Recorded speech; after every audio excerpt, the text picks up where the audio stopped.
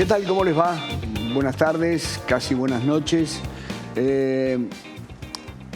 Quedan muchas palabras de la concentración de ayer, que se dijeron en la propia plaza y que se dijeron fuera. Palabras que recordaron, que hicieron memoria, no sé si mucha historia en la plaza, y otras que fuera de ese ámbito hicieron un poco de historia, palabras de la oposición, palabras de un progresismo muy alentado por grupos que llegaron del extranjero, doy fe, ¿sí? Chilenos, bolivianos. No tiene nada de malo, este es un país que tiene las fronteras abiertas. Pero, digo, como siempre, cientos de colectivos para llevar a la gente, como en cualquier tiempo. En este de Milei, en el anterior de Fernández, en el anterior de Cristina. Cientos de micros desparramados por todo el centro de Buenos Aires, hasta por lugares inimaginables, frente al patio Bullrich. Ahí estacionaron los chilenos, que vinieron de Chile para sumarse a un recordatorio que, bueno, no tiene nada que ver con ellos, pero como hay algunas ideas que son parecidas o que se unen, estuvieron en la plaza apoyando palabras que se dijeron y gestos que hubo que no se condicen con una Argentina que uno pretende en paz, serena, tranquila, quizás asusadas también desde el otro lado por lo que yo considero un video inoportuno por parte del gobierno. Hay algunos que lo consideran inoportuno porque entienden que faltó una parte. Se recordó a aquellos que fueron víctimas de los terroristas, ¿sí? Algunos que no tenían nada que ver, como la chiquita del militar Viola en Tucumán. Se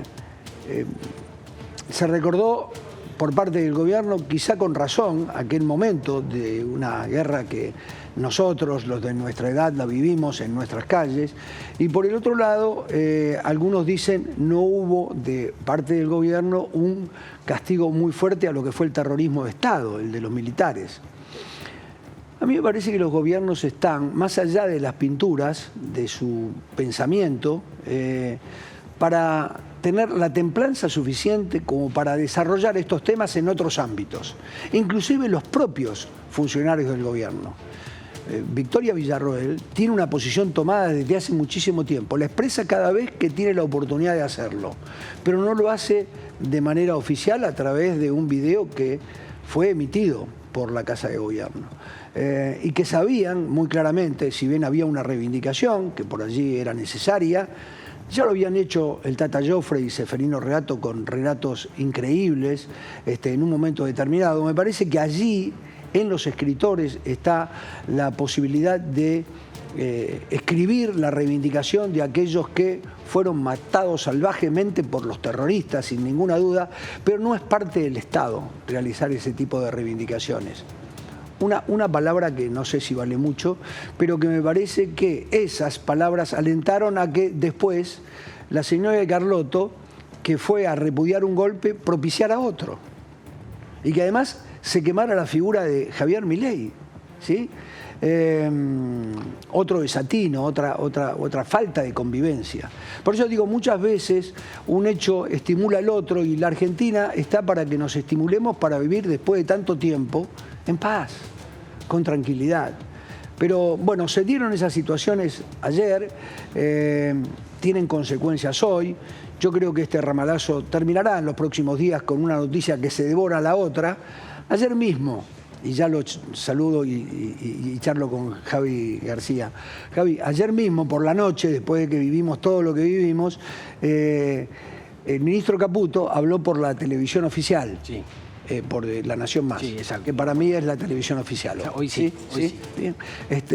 Alguien me dijo, Caputo busca La Nación Más, no tengo nada contra ellos, trabajé allí y me parece bien si consiguen el logro periodístico, pero dice, Caputo elige La Nación Más porque se dirige al empresariado, que el empresariado ve La Nación Más y no ve Crónica, por ejemplo. Sí. Entonces, cuando tiene que mandar un mensaje como el que mandó ayer, elige La Nación Más. Eso eligieron los prensa de Caputo, los que manejan, porque es como siempre hablan, siempre, pero es patrimonio de todos los gobiernos hablar en los canales en donde se sienten más cómodos. Sí, seguro, está bien. No voy a hacer ninguna objeción a los periodistas que lo entrevistaron. Cada uno tiene su estilo, su forma, su manera y ha conseguido logros. Es decir, consiguen a Milei todos los días, cosa que hay muchísimos periodistas que quieren hablar con Milei desde hace muchísimo tiempo y no lo consiguen. Pero está bien, está en el arte, en el ingenio, en la habilidad de conseguirlo. Pero bien, por la noche nos enteramos que los jubilados, muchos de ellos con más de 60 años, 65, van a tener que recurrir a un contador para que les expliquen los jeroglíficos de la nueva jubilación. El aumento, ¿cuánto es el aumento? Sí. ¿Cuánto sí? ¿A partir de cuándo? ¿Qué se reconoce? ¿Qué no se reconoce para atrás? Sí. Bueno, creo que todavía todos tenemos que hacer un curso más que los jubilados para entender esta nueva fórmula, pero que para muchos se quedó en la mitad de lo que debería ser un reconocimiento por estos 3 meses, sobre todo los 3 meses de muy alta inflación. ¿Vos los entendiste bien? Se entendió que es a partir de ahora, la conclusión más importante es que van a ir aumentando a la par de la inflación a partir de ahora. ¿Y el recupero? Claro, el recupero es la gran discusión en donde el gobierno, para muchos se quedó, bueno, efectivamente se quedó corto con, no les reconoció los 3 meses, el trimestre de la más alta inflación que tuvo la Argentina, que fue lo que no se le reconoció. Bien. Guillermo Ferraro está con nosotros. ¿Cómo le va, señor? Bien, ¿Cómo están? Bien, muy bien. ¿Usted fue funcionario de este gobierno? Sí. ¿Corto tiempo? Corto tiempo en el gobierno, pero sí. Vengo trabajando, los conozco al presidente y a parte del gabinete hace muchos años y trabajé en la campaña, fui el coordinador general de la fiscalización nacional. ¿Y después lo designaron ministro de Infraestructura? Sí, junto con Sandra Petovelo fui quizá el designado con más antelación, ¿no? O sea, 3 meses antes, todavía no habíamos ganado, el presidente lo anunció públicamente. Usted tuvo entonces una enorme tarea con él previo a la elección, sí, elaborando planes, en la fiscalización, que era un tema muy importante. Todos aquellos que anduvimos allí en la política sabemos lo que significa fiscalizar, y especialmente en puntos claves, como pueden ser los grandes conurbanos, ¿sí? Y después a usted le dieron la responsabilidad del Ministerio de Infraestructura. Estuvo corto tiempo y los motivos ya no interesan. ¿Por qué? Es decir, yo no voy a ahondar en eso que hoy me parece ya una pequeñez. Lo real y cierto es que no está. Sí. Y que usted tenía muchos planes. Sí. No está el ministerio. No está el ministerio. O lo absorbió y lo tiene debajo Caputo. Bueno, cuando en los equipos, ya hace más de un año, venimos trabajando en la reorganización de los 18 ministerios, se había hablado de 8 ministerios y se había concentrado en infraestructura todo lo que estaba vinculado justamente a esta línea que los unía, que es la infraestructura en comunicaciones, en obra pública, en transporte.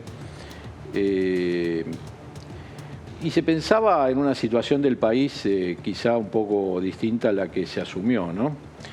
Si bien el mismo presidente en campaña hablaba de que no iba a haber dinero público para la obra, sí se habló mucho, y en eso fui convocado yo por mi expertise, a la convocatoria del sector privado a llevar adelante los proyectos que hacen falta para el país.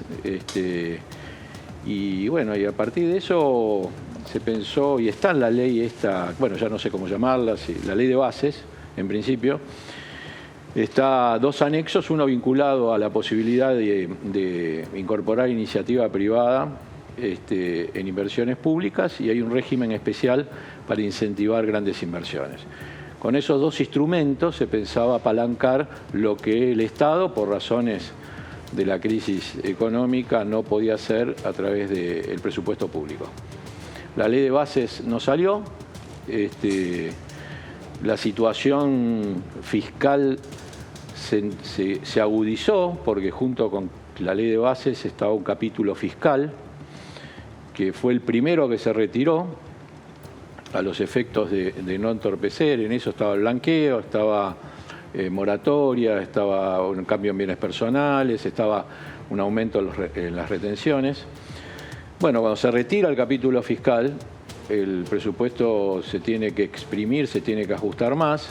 Tampoco se aprueba, porque estaba en la ley de bases, estos mecanismos de incentivo al sector privado.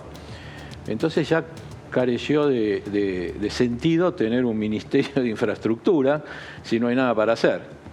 Y es un poco lo que estamos transitando en este momento, ¿no? O sea, no hay inversión ni privada ni pública en el sector de obra pública. O sea que el ministerio cayó por la motosierra de Milei, fue una de las víctimas de la motosierra, fue el ministerio. Sí, perdió entidad, perdió sentido. De vuelta, ¿no? La motosierra apunta al presupuesto, al erario público. También existían esas otras dos herramientas que estaban en la ley de bases, que mi equipo, liderado por mí, estuvo trabajando en el régimen de incentivos a grandes proyectos de inversión, que tenemos y teníamos muchas expectativas, y en modificar la ley de concesión como para someter nuevamente a la... Ustedes fíjense, el país desde los 90 que no recibe inversión en las grandes infraestructuras. Cuando estamos hablando de grandes infraestructuras, estamos hablando de la hidrovía, estamos hablando de los corredores viales, estamos hablando del puerto, estamos hablando de las centrales hidroeléctricas. Bueno, todo eso fue concesionado en los 90 y a través de esas concesiones hubo una gran inversión privada para actualizar y para modernizar esta infraestructura. Son concesiones que se dieron por 20 años normalmente, vencieron por allá por el año 2016-2018. Las sucesivas administraciones no supieron, no quisieron o no pudieron volver a concesionar. Todas esas concesiones hoy están caídas hace 8 o 10 años, no reciben ningún tipo de inversión, ni siquiera para mantenimiento. Uno lo ve, si recorre las rutas se da cuenta. Y bueno, la propuesta nuestra era volver a convocar al sector privado para volver a concesionar Puerto de Buenos Aires, centrales eléctricas, bueno, todo lo que yo ya dije. Y de esa forma, independientemente del gasto público, de la inversión pública, poder poner nuevamente en valor. Aquí, bueno, yo entro en contradicción. Porque usted dice, el gobierno no tiene plata, como dice Milei. Tenemos que hacer una base, que es recuperar los fondos del Banco Central, el déficit fiscal cero, bajar la inflación. Pero si el dinero que se iba a utilizar para la obra era privado. Claro. Entonces, ahí noto que hay una contradicción. No era que el Estado tenía que poner, no era que Milei también, como decía mi abuelo, se caía del catre. Sí. Milei sabía la situación de las finanzas de la Argentina. Sí. Esto me extrañó muchísimo. ¿Sabe por qué? Usted recién dijo, hay que hacer rutas.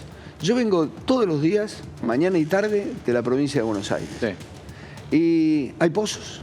Las rutas están sin iluminación. Entonces lo llamo al intendente de mi distrito, con el que tengo buena relación. Le digo, mirá, en el puente tal, en aquel lugar tenés un bache, tenés cuidado, que ahora viene la etapa de buen trabajo, ya se dejaron de lado las vacaciones, hay pozos acá, pozos allá, no hay iluminación en aquel lado. Me dijo, no tengo plata. Le digo, pedile a tu gobernador, tampoco tiene. Que el gobernador le pida al presidente, tampoco tiene. Ahora, veo que en paralelo, por conseguir el objetivo económico, se deteriora el resto de la Argentina. Van a ser, desde el punto de económico, un país posible, pero nosotros nos vamos a retrasar con la obra pública muchísimo tiempo. ¿Cómo se arregla eso? Bueno, el camino de la inversión privada no tampoco era un camino de rosas, ¿no? O sea, yo lo he hablado, fíjese que una de las primeras convocatorias, el G6, que estuvo hace poquito con el presidente, lo convoqué yo para hacer una mesa de trabajo. Comentémosle que el G6 son los grandes empresarios. G6 es la sociedad rural, la Unión Industrial, la Cámara de Construcción, el gremio, UOCRA, los bancos, son las 6 grandes cámaras.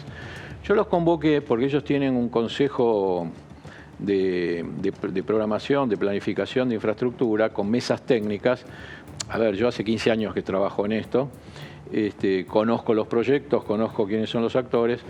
Los convoqué para empezar este vínculo público-privado. Y una de las cosas grandes, que eran desafiantes, era cambiarle el chip, cambiarle la cabeza a los empresarios para decir, bueno, a partir de ahora se necesita que ustedes empiecen a presentar proyectos. Nosotros le vamos a dar el marco, le vamos a dar el financiamiento multilateral que existe, hay 5.000 millones de dólares que la anterior administración no ejecutó, subejecutó, y que por supuesto está aprobado.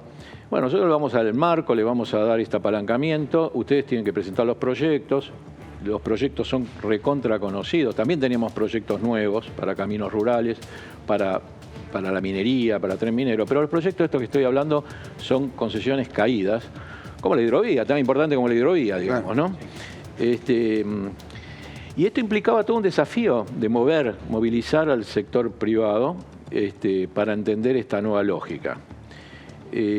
Por supuesto, en ese primer momento se pensaba continuar con las obras públicas en ejecución, no iniciar nada nuevo hasta tanto no lograr el déficit cero, y por supuesto utilizar los 4.000, 5.000 millones de dólares que ya estaban aprobados, que era mucho dinero, y todo dependía de la gestión, de la dinámica de la gestión.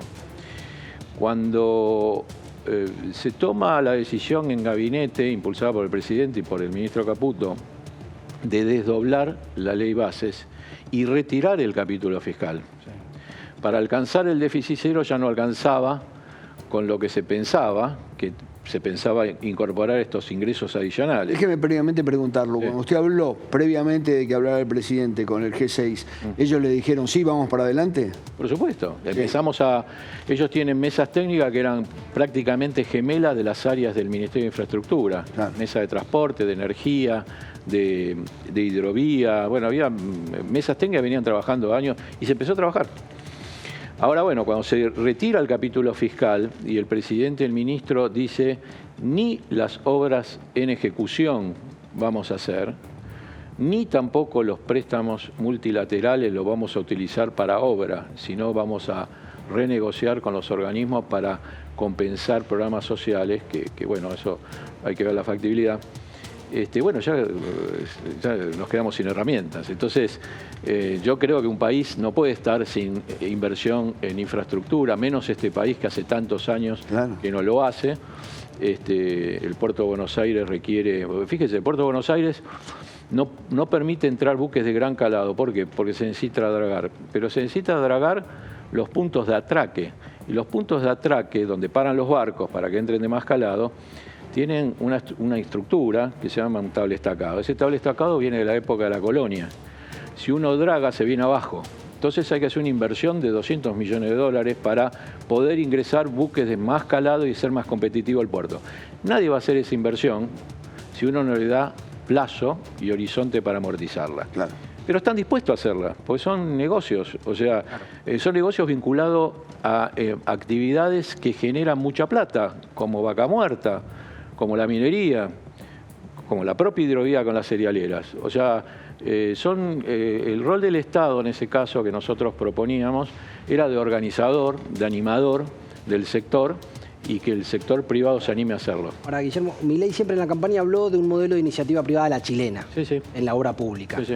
Ahora, después esta situación que se complicó con la ley de bases, con el capítulo fiscal y más, uno supone que si no cambia el rumbo tendría que haber sido suspendido el proyecto, poner puntos suspensivos sobre la actividad del ministerio. Ahora, remover el ministerio es un cambio de rumbo directamente en el esquema mental de Milei. ¿Piensan de otra forma la obra pública de la que pensaban en campaña? Yo creo que perdió por ahí el peso en la agenda política económica del presidente y del gobierno, el tema de infraestructura, que como todo organigrama refleja una forma de ver una empresa como uno ve el negocio, arma su organigrama, en un gobierno es como ve su programa de gobierno, arma el organigrama. En el caso previo a las elecciones nosotros veíamos una enorme oportunidad de inversiones en infraestructura y este cambio de organigrama implica que se mira de otra forma, de una manera distinta, ¿no? Igual, digamos, la realidad supera indudablemente estos pensamientos. Un país no puede estar sin invertir en obra pública. Las obras públicas que están en marcha, si bien no se ha encarado, ya les digo, los últimos 8 o 10 años, ninguna actualización importante de obras grandes, se han hecho pequeñas obras por ahí municipales, pero no grandes obras. La verdad no se puede detener mucho tiempo más porque, a ver, lo que usted decía de los corredores viales, digamos, bueno, llega un momento que se hacen intransitables. Intransitables. La hidrovía para los que no conocen, es por donde sale el 80% de la producción agropecuaria exportable del país que viene del puerto de Rosario. Bueno, hoy está mantenida en forma precaria, o sea, una bajante del Paraná, que es lo que se está estimando. No permitiría la entrada de barcos. Y va a provocar que va a haber mayores costos y demás y todo esto. Bueno, eso estuvo concesionado durante 20 años, después se dejó y ahora se está manteniendo como se puede. Bueno, la verdad es inconcebible las inundaciones del otro día, ¿no? Las inundaciones son producto justamente de la falta de inversión en infraestructura. Así que, más allá de lo que uno puede ir sintonizando, la sintonía fina del momento y suprimir esta área y demás, es impensable un país sin que piense en su infraestructura. Poca o mucha, el país vino invirtiendo en los últimos 10 años el 1% del PBI en obra pública o en infraestructura. Con el 1% no alcanza ni para mantenerlo vigente. Claro. Para poder llegar a actualizar, esto lo conocen los actores, el Banco Mundial, estudio del Banco Mundial, se necesita una inversión constante del 5 puntos del PBI durante varios años. Es imposible sacarlo del presupuesto público, 5 puntos del PBI, porque aparte lo constante también en esto es muy importante, ¿no? Lo perdurable. Entonces es necesario que el sector privado animarlo a invertir, como fue en la década de los 90. Yo creo que en algún momento, si la crisis se llega a capear, y bueno, se volverán con estos planes, ¿no? Ahora, ¿usted cree que únicamente teniendo una estructura como lo era el Ministerio puede avanzarse? Porque da la sensación que el Ministro de Economía trata de acomodar los números en todos los niveles, la relación con las gobernaciones, las jubilaciones, bueno, el presupuesto diario, tener que lidiar con los otros poderes del Estado. A mí me da la sensación que es muy específico el tema de la infraestructura, que no se puede hacer obras sin tener un Ministerio de Infraestructura. Sí, no se puede hacer sin tener un plan, ¿no? Por así decirlo. Bueno, pero el plan lo tenían ustedes. Sí, bueno, los equipos nuestros que armamos el Ministerio siguen estando en este momento bajo la firma del ministro Caputo, ¿no? No han cambiado. Pero paralizados. Sí, no hay plata. No hay plata. Ni para que los gobernadores intenten, si consiguen un crédito en el extranjero, avanzar con alguna obra en las provincias. No, yo en el corto periodo que estuve como ministro me habré recibido 10 gobernadores y a los 10 gobernadores estábamos definiendo qué obras eran estratégicas para volcar estos préstamos internacionales y aquellas obras estaban ya en ejecución, terminarlas. Hoy eso quedó al descampado, digamos, ¿no? Ya les digo, no creo que ¿Sabe por qué? Yo me quedé con la infraestructura y con el problema que uno tiene cuando anda por las rutas, pero si llega a fallar a alguna central hidroeléctrica es mano de obra, es trabajo. Por el otro lado hay una salida laboral allí, ¿no? Bueno, esta era la forma de compensar el ajuste que se producía al reducir el gasto público en otros rubros. Yo qué sé, tenía una propuesta, una iniciativa privada en uno de los corredores ferroviarios, que es otro gran tema, ¿no? Claro. Que con el tema del litio en el norte hay inversiones en el corredor ferroviario para poder adecuar el corredor para llevar insumos, no solo para traerlos, sino para llevar insumos. Inversiones muy importantes en los puertos y demás. Todo eso genera mano de obra. Era la forma también de tener una herramienta para compensar lo que genera en materia de empleo estos ajustes. La verdad, el presidente fue muy claro en una entrevista que dio hace poco, que dijo que a él le preocupaban 3 cosas: la economía del déficit fiscal y el Banco Central, con Caputo y Bausili, el tema seguridad con Patricia Bullrich y el tema social, y que eran los 3 puntos que él se estaba focalizando. Fue muy honesto, fue muy genuino, así funcionó, o así funciona en estos primeros meses el gabinete. De vuelta, yo, más allá de todo lo que pasó, el hecho más notable es que yo fui ministro y no fui reemplazado por otro ministro, digamos, se disolvió el ministerio directamente, ¿no? Pero bueno, yo creo que también es insostenible esto, ¿no? Es insostenible. Usted hablaba de que fue uno de los primeros ministros confirmados por Milei dentro de la estructura de gobierno que iba a tener, dentro del plan de gobierno que iba a tener Milei. En el medio hubo este cambio de rumbo, atribuible, uno piensa, por lo que uno escucha, a que primó el plan de Caputo por sobre los demás planes de los restos de los ministros. O sea, Milei tomó como propio el plan de Caputo, que es lo que se puede gastar y lo que no se puede gastar. Sí. ¿Y usted pudo conversar con Milei, alertarlo sobre esta situación? No, en particular, por supuesto hablamos mucho durante la campaña y se habló mucho sobre estos temas. Desde el momento que usted dejó el ministerio no volvió a charlar con él. No. Hablé con el jefe de gabinete, pero no con el presidente. No es que triunfó el plan de Caputo o primó el plan de Caputo. La verdad es que,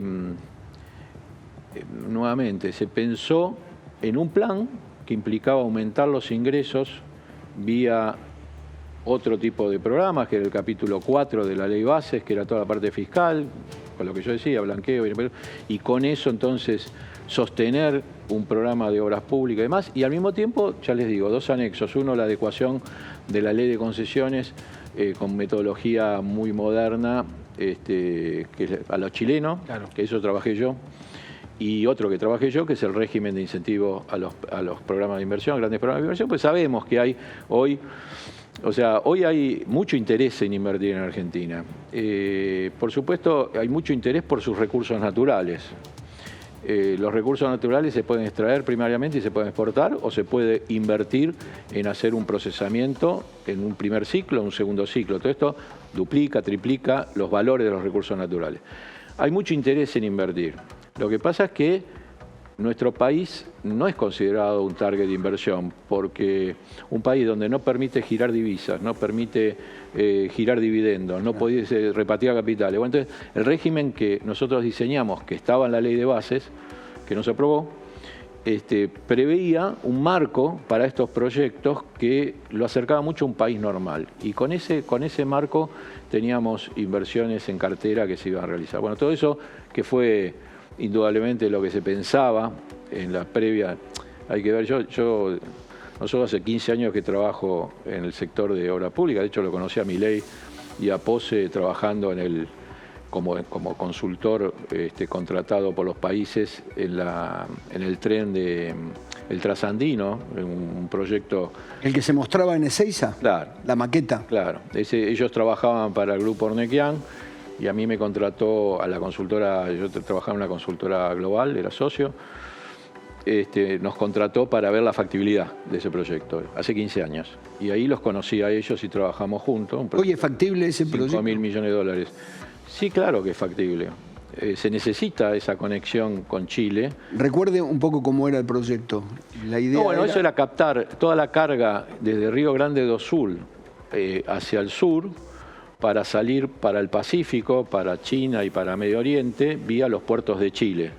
Para eso había que hacer una conexión que atraviese la cordillera, una conexión de carga, y había un proyecto de hacer un túnel ferroviario muy ambicioso desde el punto de vista de la ingeniería, 50 kilómetros por debajo de la cordillera. Solo existía en ese momento un benchmark con el túnel que une Austria con Italia, también que son 50 y pico de kilómetros por debajo de los Alpes, donde la consultora que yo trabajé, yo era líder de infraestructura, había sido el chief de los asesores de ese túnel. Por eso fuimos contratados por ambos países, Argentina y Chile, para estudiar la factibilidad. Ahí viajamos durante 2 o 3 años juntos y nos conocimos. Después yo trabajé también, yo tenía muchos clientes grandes, pero para el grupo, corporación América, me contrataron para ver la central de Chihuidos, un proyecto de $2.500 millones con financiamiento ruso, para hacer los corredores viales vía PPP, también lideré las ofertas. O sea, tuve mucha interacción. Por eso cuando empezó la campaña presidencial me convocaron, cosa que me negué varias veces, para ocuparme como ministro de Infraestructura. ¿Por qué me negué? Porque yo ya había sido funcionario, yo había sido secretario de Industria con La Baña, y había estado vinculado al sector público y y uno va viendo en la vida también qué riesgo está dispuesto a asumir y cuáles no y demás. Pero bueno, después de mi negativa, el digamos, presidente ahí le aparecieron en la cabeza los cuadernos. No, los cuadernos sí me apareció en la cabeza. Los cuadernos es una herida grave que tiene el sector, herida grave. Nunca, como todas esas cosas, nunca fue puesta en cero, ¿no? Se fue tapada y la justicia nunca terminó, los procesamientos nunca se supo, en definitiva. Está activamente tibia. Claro, y eso lastima mucho a la industria. Claro. Lastima mucho a la industria. Pero no, a mí el tema de los cuadernos creo que es un caso judicial. No, yo digo en aquel momento cuando a usted le ofrecieron y dijo yo voy a tener que tratar seguramente, dentro de otros términos, porque voy a ofrecerles un sistema a la chilena o el PPP de Macri, creo que Macri también lo utilizó en un momento pero no el PPP. Pero más o menos, quizá con alguna diferencia, pero digo, rememorando aquella historia, digo, por ahí en un momento se le cruzó... Tengo que tratar con los mismos que todavía están acusados, ¿no? Digamos así, ¿no? Lo digamos como concepto general y lo digo más por, como dicen, más por viejo que por zorro, ¿no? La función pública es un cargo público, ¿no? O sea, la verdad, el cargo público tiene, su terminología es correcta. Así cuando lo nombran presidente del consorcio del edificio y es el único vecino que se ocupa de todos los problemas y le cargan todos los problemas, bueno... Si uno se toma la función pública en serio, es un cargo público. Y en definitiva, a determinar, y hay riesgos. Sí. Que uno, la función pública tiene esa característica. Seguro. Si uno no hace nada, claro, si uno no hace nada, no corre ningún riesgo. Si uno tiene intención... Pero lo acusan de quietismo. Sí, pero nadie va preso por quietismo. Sí, no, eso sí. Nadie va preso. Cierto. Ahora, si uno tiene vocación de transformar y de hacer, tiene que asumir riesgos. Y bueno, por eso yo... En 3 oportunidades dije que no. El presidente en un acto de campaña, yo estaba ahí presente y dijo, les quiero presentar quién va a ser mi ministro de Infraestructura, con lo cual me sorprendió a mí. Y no había marcha atrás ahí. Y ahí ya no hubo marcha atrás. Pero Guillermo, si supuestamente el Ministerio fue víctima de que no salió la ley de bases o que no se aprobó la ley de bases del capítulo fiscal. Se está negociando un nuevo capítulo fiscal, están con reuniones con los gobernadores y demás. Si se reflota ese capítulo fiscal, se empieza a tener una nueva iniciativa con la relación a la obra pública, ¿volvería a ocupar el cargo si lo convocan? ¿O se quedó con un sinsabor, una decepción? Yo me negué 3 veces, creo que me negaría 4 veces si se vuelve a reflotar, porque esto uno lo hace por vocación y al final la gente que uno lo quiere, amiga, relacionada. Yo tengo muchos años en esto, muchos años en la industria y muchos años con los actores políticos. Claro. O sea, a mí como me tocó defender el capítulo mío en la Cámara de Diputados, a la mayoría de los diputados, los referentes y demás, de distintas... los conocía a todos. Los conocía y me conocían. Claro. Con lo cual, de alguna forma, esto favorece, ¿no? Hace más fácil el relacionamiento. Lo que pasa en un contexto donde, de alguna manera, se fomenta ese relacionamiento. Claro. El contexto, indudablemente, que empezó a transitar el gobierno es justamente el de disrupción con todo esto. Entonces, bueno, uno aparecía ahí. Así como se sorprendió el día que estaba en un acto, usted, escuchando al presidente que lo designaba, ¿cómo se enteró que no era más ministro?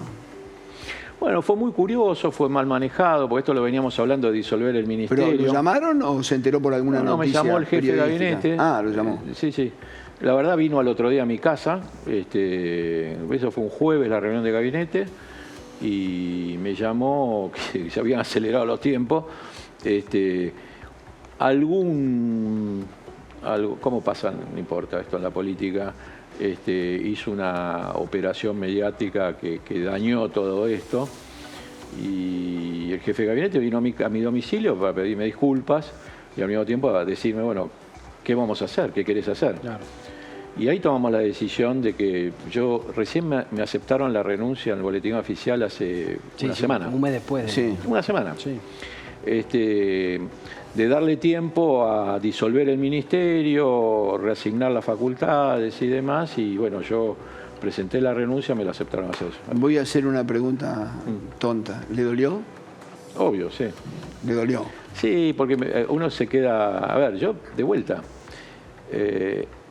Le decía yo la otra vez a la canciller Mondino, ¿no? Que ella, el día de la elección, el balotaje fue un domingo. El sábado nos encontramos y me dijo, mañana vos vas a ser héroe o villano. Yo tenía la responsabilidad de la fiscalización a nivel nacional en una elección muy curiosa, porque para los que tenemos años de participar en política, era una elección que el consenso general, no solo la interna de la Libertad Avanza, sino sus colegas, los periodistas, el empresario y demás, pensaban que se ganaba o se perdía con la fiscalización. Claro. Entonces, en mi caso yo era el responsable, con lo cual todo el mundo decía, por supuesto, me llegaba mensaje de todos lados, ¿no? En tal distrito te están robando, en tal otro te lo van a entregar, el tal otro, qué sé yo. Y yo decía, muchachos, que se gana con votos esto, no con la fiscalización. Con lo cual, después de tanto compromiso, por así decirlo, y tanto entusiasmo y haber logrado el gobierno, y bueno, queda un sinsabor de no poder llevar adelante lo que uno pensaba hacer, ¿no? Y en ningún momento en este tiempo se tentó, acá lo tengo el teléfono, lo llamo. ¿Qué pasó, Javier? No, ese día sí, le mandé un mensaje, no me respondió, Karina sí, pero ya no tenía vuelta atrás, ¿no? O sea, cuando uno termina... A ver, el proyecto era disolver el ministerio, con lo cual, fíjense, yo lo planteo de otro terreno. Si el ministerio hubiese seguido y yo era ministro hoy, ¿qué tenía para decir? A los gobernadores, al sector. La expectativa de que salga el capítulo fiscal, porque no salió. Uno supone que, no salió. Por cómo fue la salida, sí, es como que hubo situaciones seguramente de esos manejos palaciegos que ocurren en cualquier gobierno, en donde alguien o algunos le han bajado el pulgar. Más allá del cortar los fondos o que no hayan estado los fondos, pareciera ser que hubo cosas que alguien convenció a alguien de que actitudes de usted, o cosas que no le han gustado a alguien, o lo convencieron a Milei o convencieron a Caputo o a alguien, porque si no, me parece que este tipo de salidas no son tan habituales, sobre todo en un comienzo. Este gobierno tiene cosas poco habituales. Eso es cierto, eso es cierto, eso es cierto. Así que, no. Pero digo, hay un nombre que usted tiene en la cabeza diciendo, acá adentro alguien que jugó en contra... No hemos tenido nunca un cambio de opinión. Por ahí, este es un ministerio que tiene muchas empresas públicas asociadas y ya en los equipos de campaña veníamos intercambiando opinión sobre las empresas públicas. Había una visión, llamémosla más corporativa sobre las empresas públicas y una más política. En mi visión era más política en el sentido que hay algunas empresas públicas que existen porque son herramientas de la política pública. Y ahí ya mucho no importa, por supuesto siempre hay que racionalizar y ponerlas en equilibrio y hacer las cosas bien, pero mucho no importa, en definitiva, si hay algún interesado en privatizarlo o no privatizarlo. Lo que más importa es si es necesario como herramienta para llevar adelante una política. ¿Eso lo charló con el presidente? Eso veníamos charlando en la campaña. Pero mucho. Él es muy cerrado cada vez que se le pregunta, hoy mismo, dice, yo privatizaría todas las empresas públicas. ¿Usted tenía allí alguna discusión? No, ¿Tenía una visión diferente? En principio, yo creo que hay muchas empresas públicas que no se pueden privatizar, por más que uno quiera, porque no hay... ¿Por ejemplo? Y AISA, por ejemplo. AISA no. AISA no se puede privatizar como tal, se puede privatizar la gerencia, la operación. Siempre hay algún operador que se le puede dar como negocio operar AISA, pero es una empresa que tiene... Por ejemplo, le voy a poner un ejemplo, digamos, tiene una cobertura territorial tan extensa y tiene una deuda ambiental tan grande que la inversión que hay que hacer ahí no tiene capacidad de retorno ningún plan de negocios. Esto lo digo yo, soy experto en esto. Sí. Con lo cual, cuando yo digo no se puede privatizar, porque no se puede privatizar, no es que se pueda. Sí se puede por ahí entregar la operación a algún grupo o algo. Y así hay otras que sí no tienen sentido de ser. Por ejemplo, en todo el gran espectro ferroviario, hay una empresa que se llama de Capital Humano Ferroviario, trabajan 800 personas, no tiene sentido que estén, no hacen nada, digamos, ¿no? O sea, no tiene un sentido. O sea, hay 40 y pico de empresas y no se puede hacer un diagnóstico para las 40 y pico. ¿Aerolíneas? Aerolíneas, yo estuve con el presidente, de hecho lo nombré en mi gestión, al actual Lombardo, por supuesto con acuerdo de jefatura de gabinete. Es una persona que hace muchos años del sector, tiene planes para racionalizar aerolíneas. Aerolíneas Él es un hombre de las entrañas, ¿no? Él estuvo en la gestión Estuvo 4 años con Recalde, como director comercial, y después estuvo en el último 4 años también. Pero básicamente es alguien que conoce el negocio. Y Aerolíneas es competitiva en todo lo que sea cabotaje y vuelos regionales. Por ahí deja de ser competitiva en internacionales. Esa mayor competitividad tiene un valor de negocio. Claro. Ahora, si antes de volar ya tiene costos fijos por arriba de los $1.000 millones, bueno, ahí está el problema. Claro. Entonces, ¿se puede privatizar? Bueno, no va a venir ningún rey mago ni ningún Papá Noel a poner 1.000 millones nada más que para no volar, digamos. Sí. Entonces, hay que hacer algunas cosas previas a eso. Pero bueno, esta visión, por ahí más de cirujano que tengo yo, ahí sí colisionaba de alguna manera con algo que después se formó en la jefatura de gabinete, que fue una secretaria que existe hoy, de empresas del Estado. Esa secretaria de empresas del Estado tiene como objetivo administrar este diagnóstico y proponer para cada caso qué hacer. Claro. Bueno. ¿Puede que esta visión tan particular que nos está contando usted también haya sido un factor de colisión? Yo nunca lo creí. Pero yo creo que no hay dudas, porque usted quería gastar más para hacer obra pública, cosa que Milei no quiere. Se llevaba bien con la política, cosa que Milei también, y ahora en cuenta que usted no quería privatizar todas las empresas, con lo cual era como que pareciera ser que Milei... ¿Qué estaba haciendo? Anotando esas cosas, claro, por eso fue lo que tan rápido tomó otra determinación. No, si me hubieran de vuelta, si el ministerio hubiera sido existiendo y hubiera habido otro ministro, estaríamos de acuerdo. No, directamente el ministerio en este marco económico, financiero del gobierno, no tiene sentido. Y yo era uno de los primeros que decía que los ministros juramos por Dios la patria y el déficit cero. Claro. O sea, estábamos todos conscientes de esto, ¿no? Sí. Que un poco la piedra angular no se discutía, claro, que era el tema del déficit cero. Bien, ya está para charlar con nosotros Alejandro Fargosi, un hombre de la justicia argentina, muy reputado. Ya vamos a charlar con él. Pero tengo una última pregunta, Guillermo. ¿Cómo vamos? Porque usted es un hombre, está bien, debe tener sus obligaciones, su tarea, pero es un hombre común ya, ¿sí? Sí. Ya no tiene las responsabilidades del funcionariado. Sí. Es decir, tiene que ir al supermercado y... Sí. ¿Cómo vamos? Un camino muy difícil. Muy difícil. Muy difícil. En principio, no sé, hay que creer en una hipótesis que está por ahí en discusión, que solamente con el déficit cero y con la no emisión monetaria van a aparecer inversiones y entonces va a aparecer empleo y demás.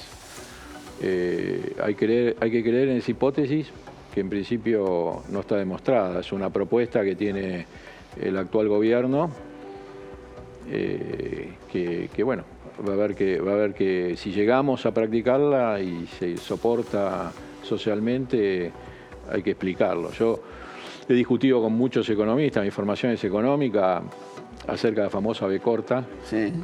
Yo personalmente no creo en la B corta. ¿No? No. ¿En qué cree? ¿En la U?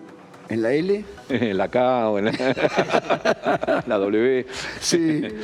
No, yo creo que... No, yo creo en los motivos por los cuales uno puede suponer que se va a producir algún rebote. Claro. Ese motivo de fe religiosa, de decir, cada vez que, como la época que fue el 2001, como fue en la época bueno, el 2001 fue la baña, después en la época después de pospandemia, que uno dice, bueno, cuando se comprime tanto el PBI, después hay un rebote, y bueno, hay que ponerlo bajo la lupa. El PBI se comprimió en Argentina y en todo el mundo en la pandemia, y todos los países del mundo emitieron un montón de dinero, nosotros también, para activarlo a través del gasto público, la reactivación. Por lo tanto, no es un buen ejemplo decir cada vez que hay que mirar caso por caso. En la época del 2001 lo mismo, con Labaña yo era funcionario. Tampoco se aplicó la receta de la compresión del gasto público, sino todo lo contrario, con la expansión del gasto público. Entonces las B cortas sí se producen, pero con un contexto de política económica que hay que analizar caso por caso.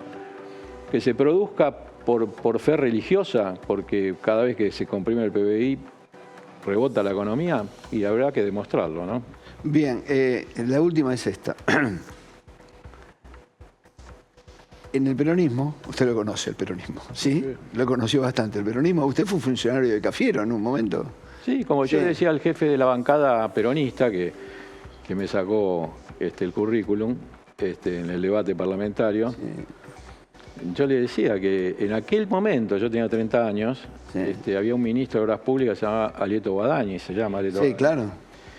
Y a mí me tocó siempre estar en gobiernos donde no había plata, o en la Argentina nunca hay plata, pero alguna de las dos razones existió.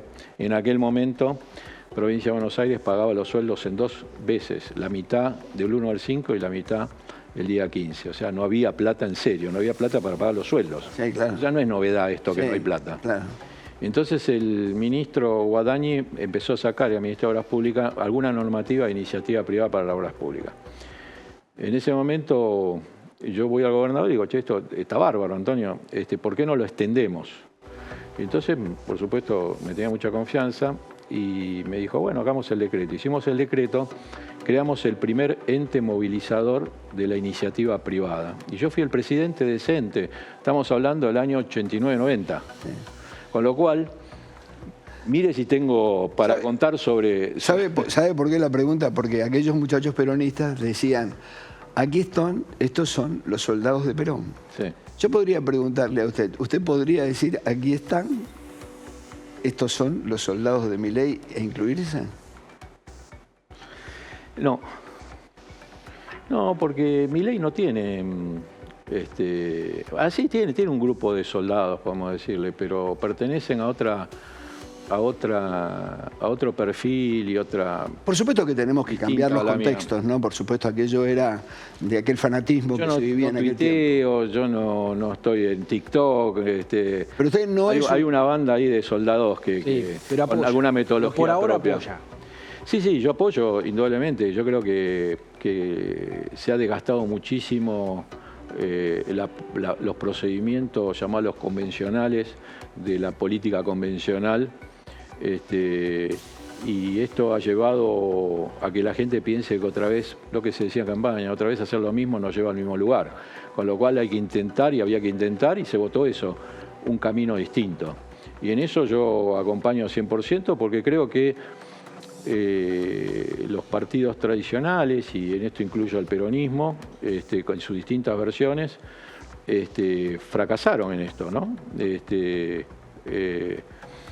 Entonces la gente votó algo distinto y encarar algo distinto. Y en eso yo me incluyo a mis hijos, incluyo a la gente que conozco. Ahora, se necesita gestión, se necesita profesionalismo, se necesita también experiencia al sector público. Decía la otra vez, querer racionalizar al sector público. Ferrocarriles solo tiene 40.000 personas. No son 40.000 personas que están trabajando, ¿no? Querer racionalizar el sector público ya es un desafío enorme. Ahora, querer racionalizarlo y encarar un rumbo 180 grados distinto a lo que se encara, y es un desafío mayúsculo. Ante más desafío se necesita más capacidad y más experiencia. Por supuesto, convicción también. Claro. Bueno, yo creo que el gobierno tiene mucha convicción. Por ahí se empieza a notar algún tipo de falencia en materia de experiencia, ¿no? De expertise para todo esto. Pero bueno, tenemos 3 meses de gobierno, así que... Claro. Le agradezco mucho. No, muy amable un gusto, por estar con nosotros. Guillermo Franco, que fue ministro de... ¿Cómo? Guillermo Ferraro. Guillermo Ferraro. Ministro. Franco sigue siendo. Guillermo Ferraro, que estuvo 2 meses, mes y pico. Sí, 2 meses y medio, sí. 2 meses y medio como ministro de Infraestructura de este gobierno que dirige Javier Milei y que en un momento determinado renunció, disolvieron el gabinete. Renunció. ¿Por qué? Porque cuando fue Pose le dijo, no es que vamos a tener otra práctica con el Ministerio de Infraestructura y entonces a veremos dónde te ubicamos, sino te pidió la renuncia directamente. Sí, no, acordamos renunciar porque no tenía más... No tenía fin. No había más ministerios. No había más disolver. Bien, quedó claro. Muchas gracias, muy amable. Bien, bueno, tuvo una posición, ¿sí? De alguien que está muy cerca, que estuvo muy cerca. A mí hay una cosa que me suena de las palabras de Ferraro, es que ellos tuvieron una organización previa. Sí. ¿Sí? Y todas estas cosas estaban planeadas y planificadas. Sí. Mucho antes que la jefatura de gabinete, creo que... Sin duda. Estaba el Ministerio de Infraestructura. Los primeros en los anuncios, seguro. Y el primero que sabía que no había plata era Milei, ¿sí? Porque lo decía en cada exposición pública, era el que más charlaba de la Libertad Avanza. Y después, esa zona nebulosa que acaba de contar, de dejar esa tarea para abocarse a la cuestión económica, a la cuestión de la seguridad y a la cuestión social. ¿Sí? Dejando de lado lo que para mí es muy importante, que tiene que ver con la infraestructura en todos los niveles, ya no solo por las rutas, sino por las centrales hidroeléctricas, sino por la comunicación. Y ya está con nosotros Alejandro Fargosín. ¿Cómo le va, doctor? ¿Qué tal? ¿Qué dice? ¿Cómo va? ¿Sí? Yo siempre me lo cruzaba por allí, por la calle Arenales, y lo veía por televisión. Y usted cruzaba con ese rostro que tiene de hombre serio, ¿sí? ¿Cara de malo? No, y yo digo, ¿qué tipo serio es este?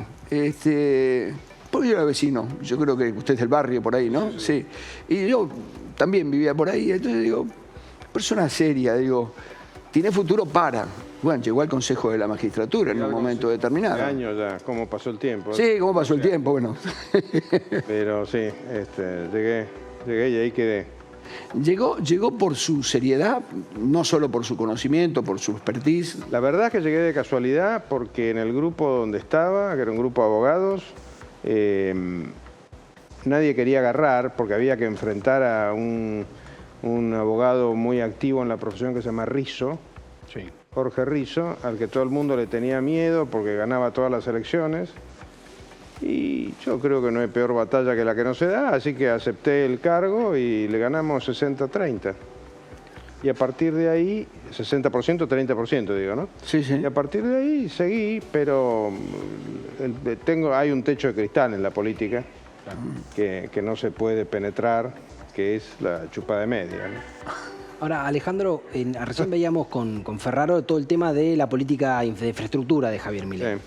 Vos sos un especialista en la justicia. ¿Cómo ves la política judicial? Primero desde el nombramiento de Mariano Cunio Libarona, que creo que fue polémico para algún sector de la justicia, y ahora con las nominaciones de esta última semana a la Corte Suprema. Empezamos bien, vamos al tobillo. Sí. Vamos al tobillo y a la yugular. No, pero hablamos de generalidad. Sí, la generalidad, la política, el norte de la política. Mira, el gran problema es que la política, por definición, quiere dominar al Poder Judicial. Es un hecho. Todos quieren dominar al Poder Judicial, acá y en Indochina. O sea, no es un tema argentino, porque al dominar al Poder Judicial uno obtiene garantías de que no le bajen leyes a través de la inconstitucionalidad y que no lo metan preso injustamente.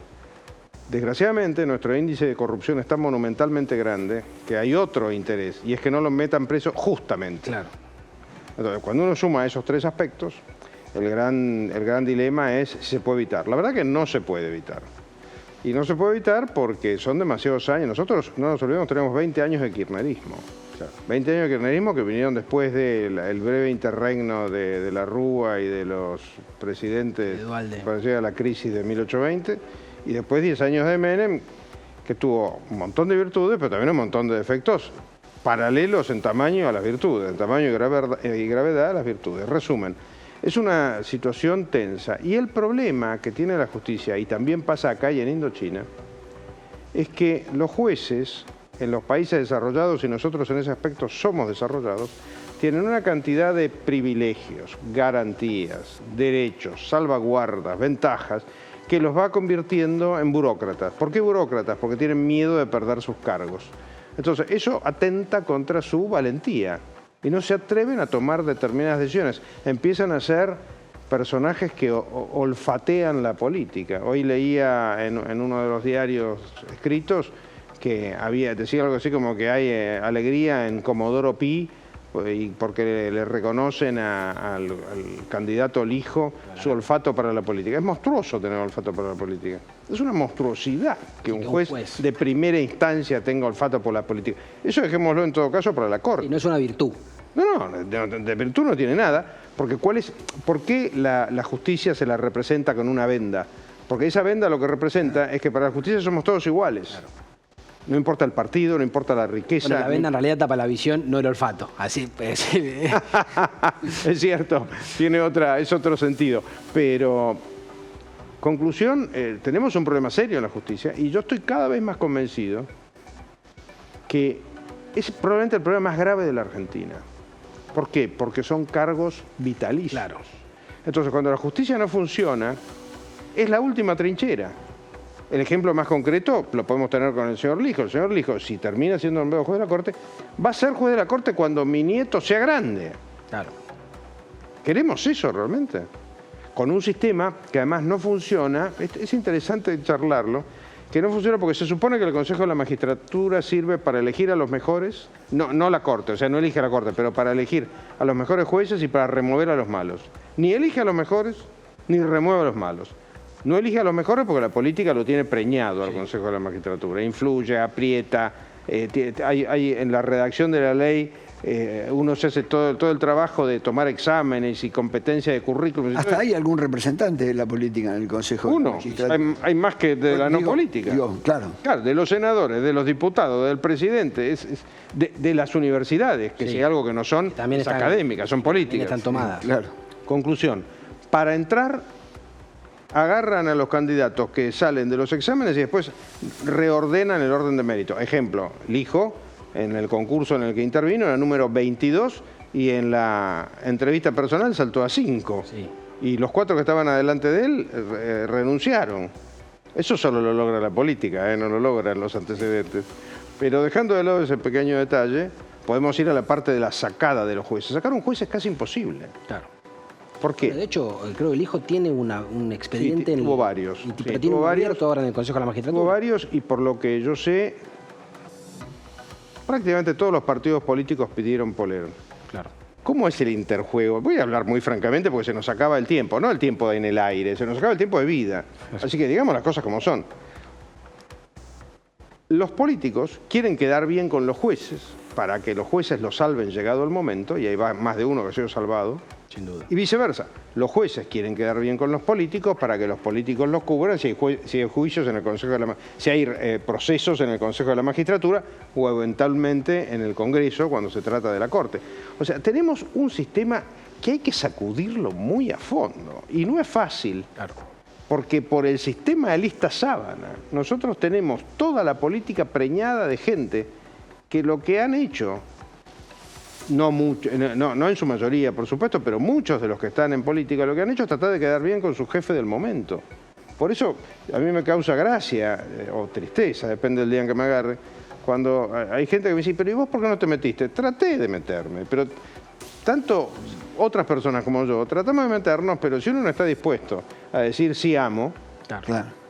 No es. Ahora, algunos relativizan la importancia de Milei en estas designaciones diciendo lo siguiente.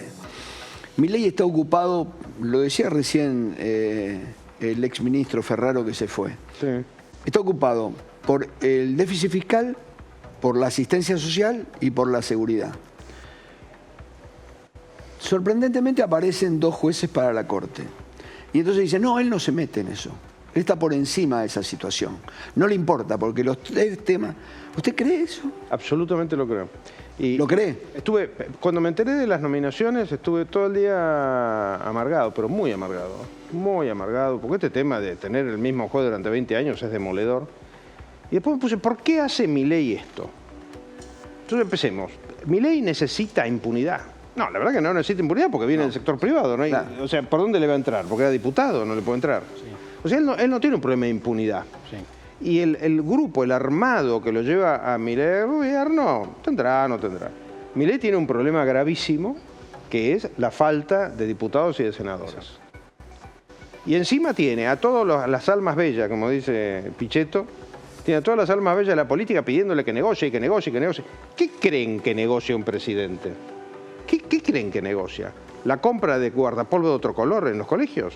Un presidente negocia cuotas de poder. Yo estoy absolutamente seguro, y no me lo dijo nadie, pero es un tema deductivo. Sí. Estoy absolutamente seguro que Milei prioriza las leyes de fondo que necesita para rearmar la economía argentina, que está pulverizada. Para eso necesita votos. Negoció esos votos y le pidieron a cambio uno de los jueces de la Corte.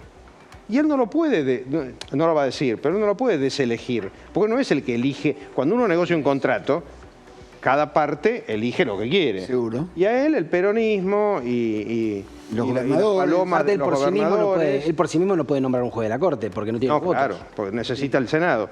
Pero los gobernadores, el PJ, los K, los Palomas Pro, todos esos señores, los radicales ni hablar, todos esos señores vienen apoyando al hijo desde hace años. Lo que pasa es que uno no lo digamos, casi nadie, yo creo que debo ser el primero que lo dice abiertamente, pero estos son temas que no se hablan, pero son la realidad. Entonces, los contrarios le dicen, queremos al hijo, vos nombrá el otro, que es parecido a lo que supongo de haber pasado con Macri, que pone a Rosati, que no nos olvidemos, que es un político peronista, claro. Es un hombre que sabe... Ex-ministro de Kirchner. Ex-ministro de Kirchner, ex-intendente de Santa Fe. Es un político peronista que sabe derecho. Es un político peronista, o sea, su mayor título es un político peronista. Que no me parece mal, porque la Corte no se necesitan craños jurídicos. Como Maqueda. Como Maqueda, exactamente. Otro político peronista que había sido senador peronista. Claro. Bueno. Y lo pone del otro lado Rosencrantz. Bueno, en el caso de Milei, me imagino que fue similar, y lo tiene al hijo de un lado y a García Mansilla del otro. Pero, claro, ¿cuál es la opción? Pongámonos por un momento en el ejercicio más difícil que tiene el ser humano en todas sus relaciones humanas, que es estar en el lugar del otro. Sí.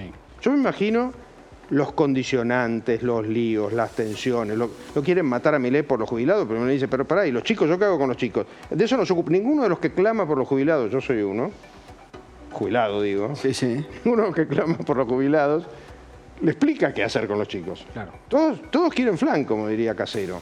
Yo entiendo, yo también querría flan. Sí. Bien. Y el tipo dice, bueno, primero yo me tengo que ocupar del tema económico.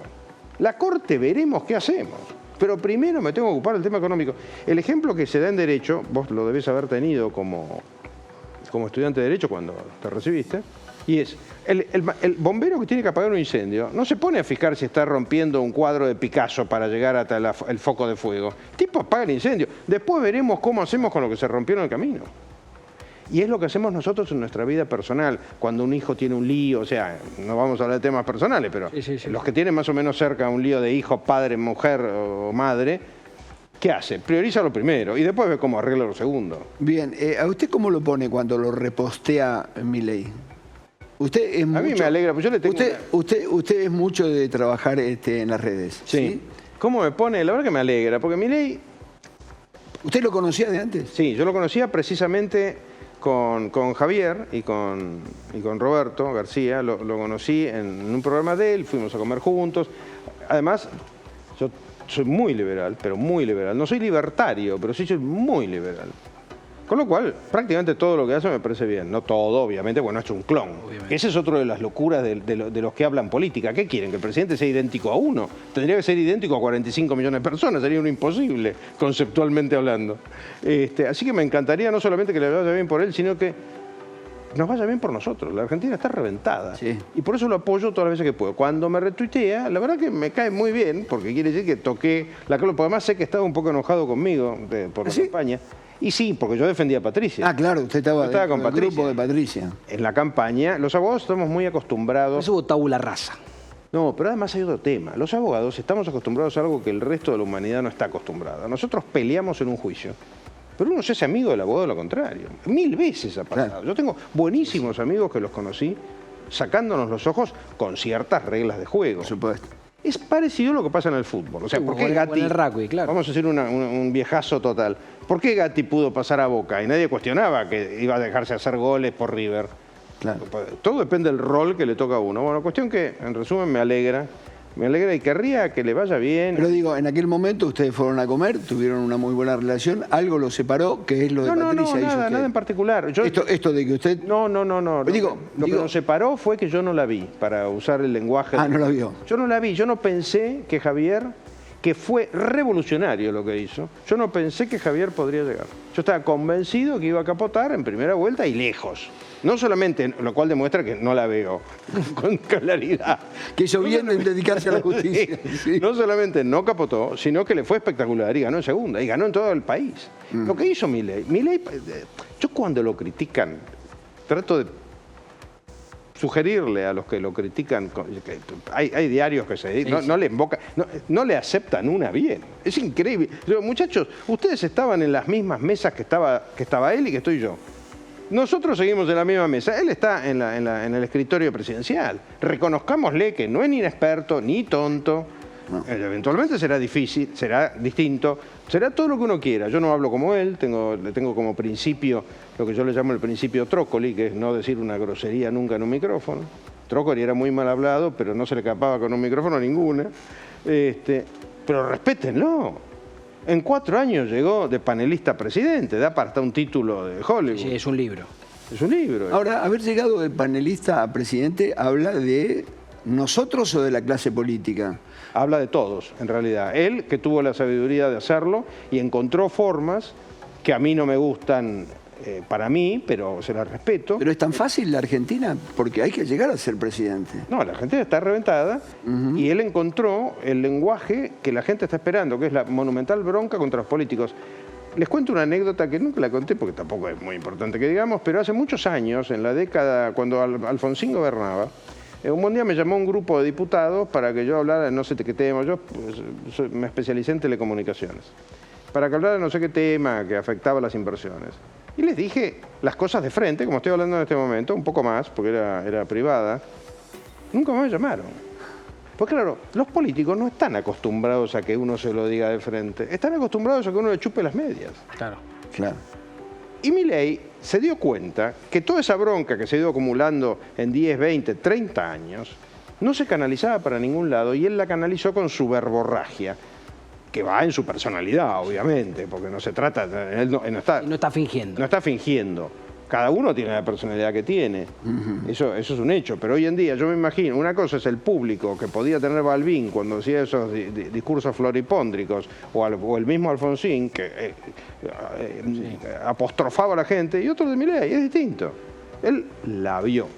Ahora, Alejandro, cuando vos hablás, o hablaste en algún otro reportaje, del coraje de Milei, que dio batallas que nunca se dio en la Argentina o que está dando batallas que nunca se dio. Estamos hablando de la libertad. Vos sabés que yo durante años dije, como soy un maniático del tema, dije que era curioso el tema de libertad. Nuestro himno lo grita 3 veces, porque no habla de libertad, grita la libertad. Y es una palabra que ha estado prohibida durante décadas en la Argentina. Yo me acerqué al tema político a los 18 años, cuando me afilié al radicalismo. A todos nos pasa algo en la vida, bueno, me pasó eso. Y claro, la libertad era tan mala palabra que una vez se me ocurrió organizar como joven afiliado, un don nadie, organizar un homenaje a Marcelo T. Alvear. Y ni siquiera me contestaban, porque claro, era liberal, Marcelo. Ser liberal en la Argentina está prohibido desde la década del 30. Está prohibido políticamente, me refiero. Sí. Es un quemo político. El presidente Milei lo logró instalar, ha logrado instalar lo de que no podemos seguir persiguiendo militares, como quieren todos estos manifestantes de ayer, que lo que quieren es un país sin ejército para dominarlo, básicamente. Ha reinsertado un montón de temas. ¿Todos los que lo siguen son libertarios? ¿O había mucha gente cansada de un sistema que nos llevó a la ruina supongo que y lo acompaña? Yo lo que he notado cuando trato de hablar mucho con las personas, con todo tipo de personas. Cuando uno está embalado con la política, se mete, al final tiene una ideología. La gente normal, no común, normal, yo no creo que los que somos muy politizados seamos normales, somos raros. en términos de la generalidad, no está tan preocupada por eso. Por ahí ni siquiera es consciente de la libertad que le han ido sacando, que tiene que pedir permiso para todo. No, porque la FIP dijo que esto había que hacerlo por escrito. Pero en un momento reaccionó. Esa gente que no estaba tan preocupada por esas cosas que son de la alta política, reaccionó. Y sigue reaccionando, porque esto curioso que está pasando, de que lejos de decrecer en estos meses tan duros, y los que vienen, lejos de decrecer, está creciendo lentamente, Milei. ¿Por qué? Yo espero que la gente se esté dando cuenta que nos han estado tratando de idiotas durante décadas. No, de esto no se va a salir sin un esfuerzo monumental. Ahora, Alejandro, yo en eso estoy de acuerdo con vos, en que la gente está mostrando una paciencia, una tolerancia muy grande con el sistema o lo que está sucediendo con la economía. Ahora, en algún momento va a tener que hacer un gol, porque si no, ¿cómo va a sostenerse en esta situación? Pero ya está haciendo varios. Lo que pasa es que son goles macroeconómicos. Después vos me dirás, bueno, sí, pero lo del hijo, ok. Esto no es fácil. Yo me imagino... No, me imagino no. Lo he estado leyendo, lo voy a repetir porque lo vengo diciendo hace unos días, porque estoy muy metido dentro del libro. Me puse a leer otro libro más sobre Sarmiento, en este caso uno escrito por Daniel Balmaceda, que escribe muy moderno, es muy llevadero, se lo puede leer con mucha facilidad. Entretenido. Lo más cercano que tenemos a Milei en la historia argentina es Sarmiento, y fue una maravilla, porque Sarmiento reconstruyó la Argentina. ¿Por qué? Porque lo odiaba a la Nación como primera medida. El diario La Nación le pegaba cada vez que podía, pero lo consideraban el loco, era un hombre muy duro, no diría violento, pero un hombre muy duro. Se peleaba y se peleaba pesado con los demás. Una vida particular también muy dura. Una vida particular llena de matices especiales. Sí, muy especiales. Debió ser un tipo espectacular para conocerlo, Sarmiento. Pero un tipo que se aventuró a ir a Estados Unidos y traer esa cantidad de mujeres aquí para... Pero no solo eso, él trajo costumbres norteamericanas también. Una tarea gigantesca. Claro, porque el tema de Papá Noel es una costumbre norteamericana. Sí. El tema de los regalos a los empleados públicos era una costumbre norteamericana de ese entonces. Sarmiento, déjeme hacer un pequeño tributo a ese maravilloso hombre que fue Sarmiento, cuando inaugura el cable submarino Buenos Aires-Montevideo, el tipo dice en 1870 que el mundo con las comunicaciones, que es mi tema profesional, que el mundo con las comunicaciones iba a ser como un pueblo pequeño. El tipo lo ve, ese sí que la vio, la ve 150 años antes. Bueno, esas personas, esos locos, son los que mueven la humanidad. O no es estar loco venir a Buenos Aires y cruzar los Andes. La maniobra estratégica de San Martín y la maniobra militar es de un loco también, ojo. Pues esa no se atrevía nadie a hacerla, tan no se atrevía, que es todavía más épica que el cruce de los Alpes que hizo Aníbal en la época de los romanos. Ayer la señora de Carlotto fue a repudiar un golpe y dio otro, o intentó dar otro. Sí.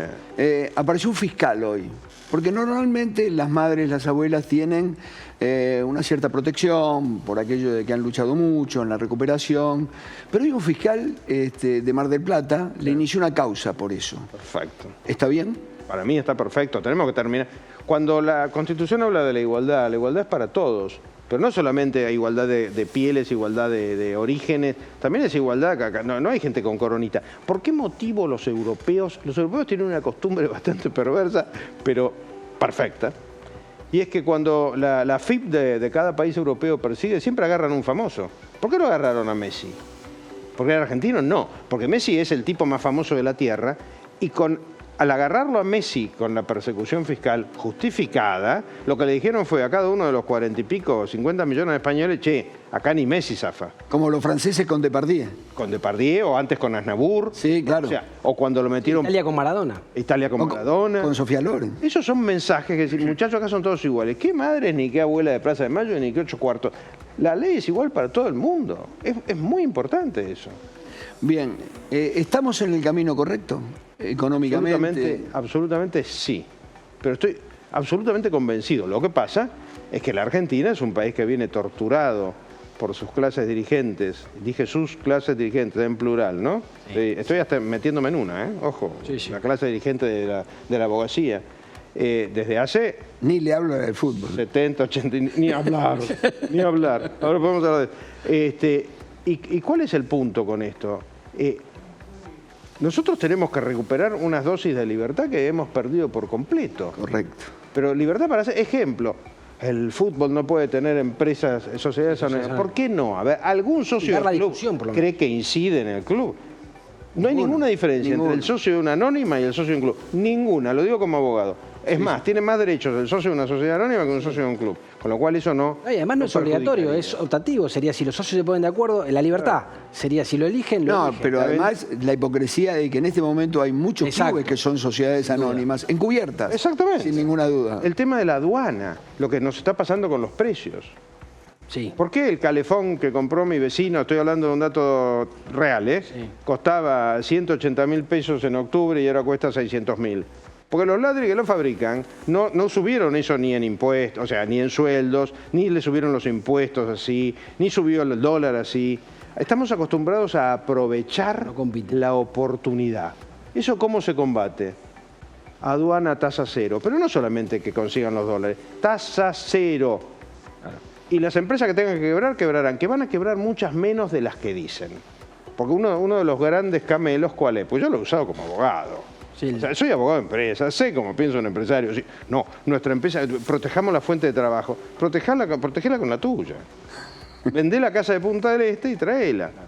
Pero claro, uno dice... Perdón, ¿usted le decía así? Sí, así me ha ido también. He perdido muchos clientes. Pero yo he tenido graves problemas con clientes. ¿Sabe lo que pasa? Estoy podrido de ser el tonto del equipo, cosa que no sé cuál es la situación de usted, pero yo soy autónomo, cuarta categoría. Soy uno de los que banca la Argentina. Somos varios millones. Somos autónomos y cuarta categoría, todos nos pegan y nos pegan y nos pegan. ¿Cómo es posible que en la Argentina un pobre tipo que gana, y es un lujo para la Argentina, pero no deja de ser un pobre tipo, 1,5 millones de pesos, paga el 35% de impuestos a las ganancias y los jueces no? Sí. No puede ser, es que no es admisible. ¿Y eso cómo se cura? Con libertad de palabra, como mínimo. Alejandro, hablabas de los que la ven, los que no la ven, que la viste, que no la viste. Los radicales, y dijiste que tuviste tu pasado radical. ¿Los radicales de Lustó, la ven o no la ven? No la ven para nada. ¿Cómo puede el radicalismo, que era un partido mayoritario, llegar a tener el 2% de los votos con Moró? Porque además, cuando uno analiza los radicales K, la mitad del radicalismo se fue con los K. Sí. Porque no solamente es Ricardo Alfonsín, Moró, hay un montón. El que fue vicepresidente de Julio Cobos. Santoro. O sea, el problema del Partido Radical, según un famoso, no voy a decir el apellido, porque no me autorizaron sus descendientes, pero según un famoso político radical, el problema ¿cuál fue con el radicalismo? Que Alfonsín, esto tampoco lo dije nunca, que Alfonsín, según este hombre, que Alfonsín, para diferenciarse de Balbín, se hizo de izquierda, porque Balbín era el statu quo, era el establishment radical, él se hace de izquierda, Balbín le hizo varias trampas, y según este amigo me dice, al final se hizo tan de izquierda que se creyó de izquierda. Claro. Y mete al radicalismo. Siendo un gorila, con términos de aquel tiempo. Totalmente. Sí. Y mete un gorila de una ciudad agropecuaria. Sí, claro, sí. Y de repente el radicalismo aparece y sigue siendo la Internacional Socialista. Parte de la Internacional Socialista, porque estamos todos locos. Sí. Irigoyen no era de izquierda, Alem menos que menos, Alvear menos que menos. Ningún radical había sido de izquierda y de repente uno los escucha hablar y aparecen los Lustó de la vida. Sí. ¿Cómo ve el futuro del peronismo? ¿Usted cree que existe el peronismo, fue copado y sus ideas, aquellas ideas de Perón se evaporaron y ha sido dominado por un progresismo de izquierda que casi es castrochavismo? La Argentina es un país curioso en el cual los radicales le ponen a sus hijos el nombre de Leandro, de Hipólito, que es matarlo al pobre chico. Antes, cuando nosotros éramos muy jóvenes, aquel no. Sí. El que era de Ford era de Ford y el que era de Chevrolet era Chevrolet, como si fuesen reinos. Sí. Nosotros somos gente de partido. Los radicales y los conservadores se cocinaban a tiros en la década del 30, de lejos se agarraban a tiros. La década del 30 fue ayer en términos históricos. Sí. Y con el peronismo, para mí lo que ha pasado es que se ha convertido en esa especie de religión laica, que el que lo explica infinitamente mejor que yo es Lori Sanata. Es una religión laica que tiene un Dios, una Virgen María, apóstoles, y no hay manera de entrarle. Porque aún, pensemos en el fenómeno de la elección última, Sí. que después del monumental desastre que hicieron, tuvieron el 45% de los votos, y pensemos en la matanza. No, ganaron la provincia de Buenos Aires. La matanza. Es gente que vive por abajo de Sri Lanka. Y sin embargo siguen votando a Espinosa y al fulano que le pongan. Es una religión, con lo cual va a seguir existiendo, pero como es una religión, dentro de la religión hay de derecha, de izquierda.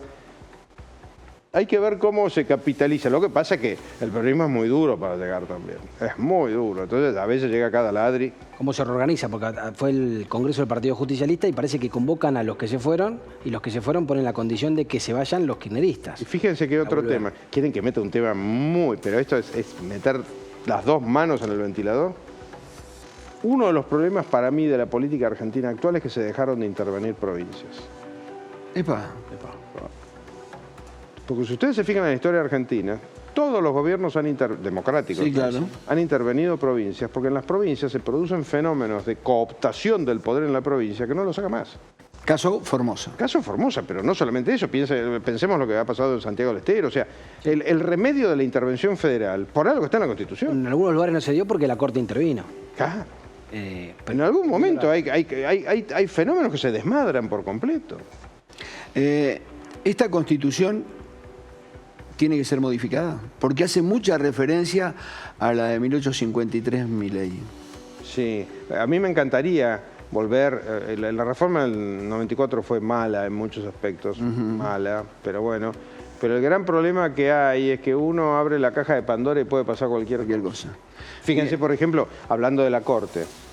Ahora, ante la hipótesis del hijo juez de la Corte, me alegra que esté el límite de 75 años. Claro. Pero ¿qué lógica tiene en un mundo en el cual cada vez hay mayor longevidad reducir el tiempo de los jueces? Sí. No tiene lógica. Sí. Lo hicieron porque, qué sé yo, querrían alguna vacante. Los políticos lo que quieren es tener vacantes para poner a los amigos. Que circule. Bien, yo tengo una idea, lo charlé cierta vez con un presidente, candidato en aquel momento, después fue presidente. Le digo, a mí me da la sensación que vos lo que tendrías que hacer es sacar la capital de Buenos Aires y llevarla a un punto dentro del interior, como una figura, porque el centralismo porteño hace que nos culpen a nosotros, los porteños, que no tenemos nada que ver, ¿sí?, de todos los males que tiene la Argentina, porque quienes vienen a gobernar acá, en la mayoría de los casos, uno ve la historia de la Argentina, son del interior. Y acá se aporteñan. Ellos, senadores y diputados, terminan viviendo en Puerto Madero, en los alrededores del Congreso, y los que pagamos la culpa somos nosotros. Pero yo hablo desde el punto de vista estratégico. ¿No sería conveniente llevar la capital de la Argentina a otro lugar para salir de esta situación de hacinamiento que se vive, no por la capital, sino por un conurbano que viene aquí en busca de... Sí, pero conurbano es una creación política de Perón y compañía. Pero digo, ¿no rompería esto? No lo sé.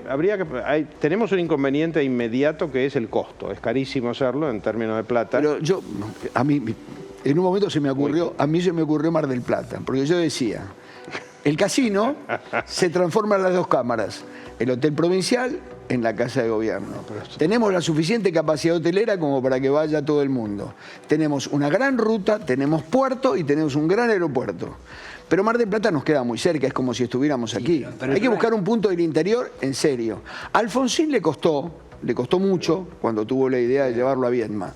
Yo digo, hay algunas ciudades del interior que potencialmente tienen riqueza. Tendríamos que estudiar... Sería, ¿sabe qué? Una figura, un gesto más que nada. Sí, pero el problema es que es un gesto caro. Tendríamos que estudiar si sirvió para algo en Brasil, no lo sé. Igual yo creo que más que caro es que los que tienen... Alrededor de Brasilia se creó una favela gigantesca. Por eso. Muchas veces se estudió. Después. ¿Qué decías? No, que los que tienen que tomar esta decisión son los mismos que no la van a tomar, porque ellos son los que tendrían que mudarse. Sí, se tendrían que mudar al interior. O sea que Dios está en todos lados, pero atiende en Buenos Aires. Más allá del gasto, digo, los que tengan que levantar la mano para esto me parece que, bueno, por ahí es una... Más que mudar la capital, que es cierto, y es cierto que los porteños nos las ingeniamos. Los porteños, para que ustedes se den una idea, hablemos una pastilla de historia. Los porteños, que fuimos a dar nuestra sangre a lo largo y ancho de América del Sur para liberar pueblos y no controlarlos, que es un caso único en la historia de la humanidad, nos odiaban igual en Ecuador y en Perú. Tenemos un no sé qué que hace que nos odien, pero lo teníamos en 1815. Sí. O sea, Sí, es una hay algunos porteños, le digo yo que por mi tarea tuve que recorrer muchas veces América, transmitiendo partidos de fútbol. Hay algunos arrogantes porteños que no nos han hecho quedar bien. Ah, claro. ¿Sí? Es que lo somos aunque no nos demos cuenta. Ojo. Sí, sí, pero digo, en temas que tienen que ver con la política, yo siempre les digo, inocente, no tenemos nada que ver nosotros. Bah, pero en general nada. En general, nada. No creo que eso tenga un efecto en la política. ¿Sabe una cosa que descubrimos? Yo le dije, yo vi un hombre serio, circunspecto. Usted acá se soltó, es así permanentemente. Cuando camina por la calle es un hombre serio. Me pongo la máscara de recio cuando camino por la calle, porque si no soy muy petizo y gordo y me atropellan. Pero acá ha mostrado tener mucho humor, mucha simpatía. Y además se ha soltado con muchas anécdotas. Sí. La última pregunta. No, con relación a... Hablamos de la Corte Suprema de los miembros, pero ¿te llama la atención que no nombren o no propongan al procurador? No lo entiendo. Ah, no, pará. Tomé mal la... Lo que no entiendo es por qué no lo nombran a Casal. Casal es un procurador magnífico. Ah, claro. Aclaremos. Una vez le dije, ¿qué tal, doctor? ¿Cómo le va? O sea, no tengo relación con él. ¿Por qué no lo ratifican? ¿Por qué no lo ratifican a Casal? Y nos dejamos dar vuelta. No tendrán los votos del kirchnerismo que lo desprecia. Claro, el drama que tenemos, ¿cuál es? Nosotros tenemos todavía una composición en Diputados y Senado donde el mal más grave de la historia argentina, que se llama el kirchnerismo, tiene mucho peso. Claro.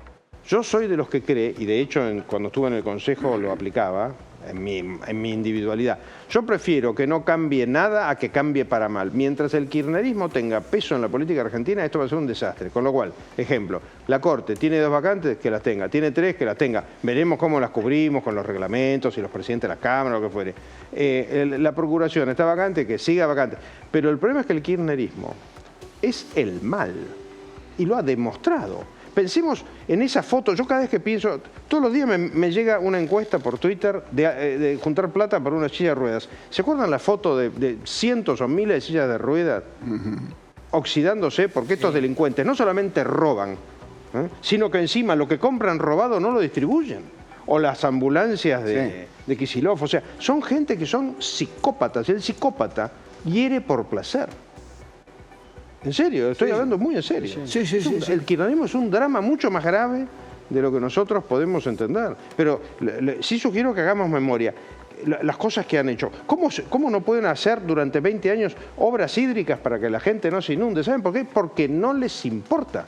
No les importa. Ellos tienen... Ustedes ubican ese cuento, que no sé si es verdad o no, de la gallina de Stalin, que Stalin tortura una gallina arrancándole las plumas en vivo, en una reunión de gabinete, o como se llamase la reunión de los capangas...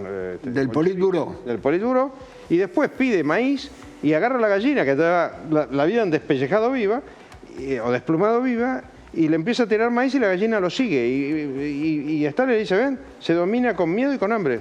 Claro. Doctor, le agradezco, mucho. La verdad que ha sido un gustazo.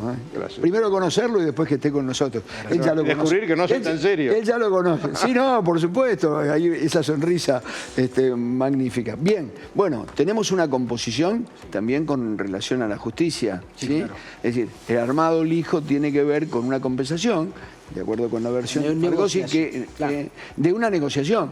Es decir, Lijo va a ser miembro de la Corte, sin ninguna duda. Que el único que no tiene discusión es Lijo. Lo que estaría más complicado es García Mansilla, porque parece que la presión porque sea una mujer es muy grande. Sí, y además por sus ideas, ¿no? Aquellas que tienen que ver con el aborto, que tienen que ver bueno, con muchas ideas que defiende la Iglesia, siendo alguien tan conservador. Bien, está con nosotros Humberto Grondona. Se sienta.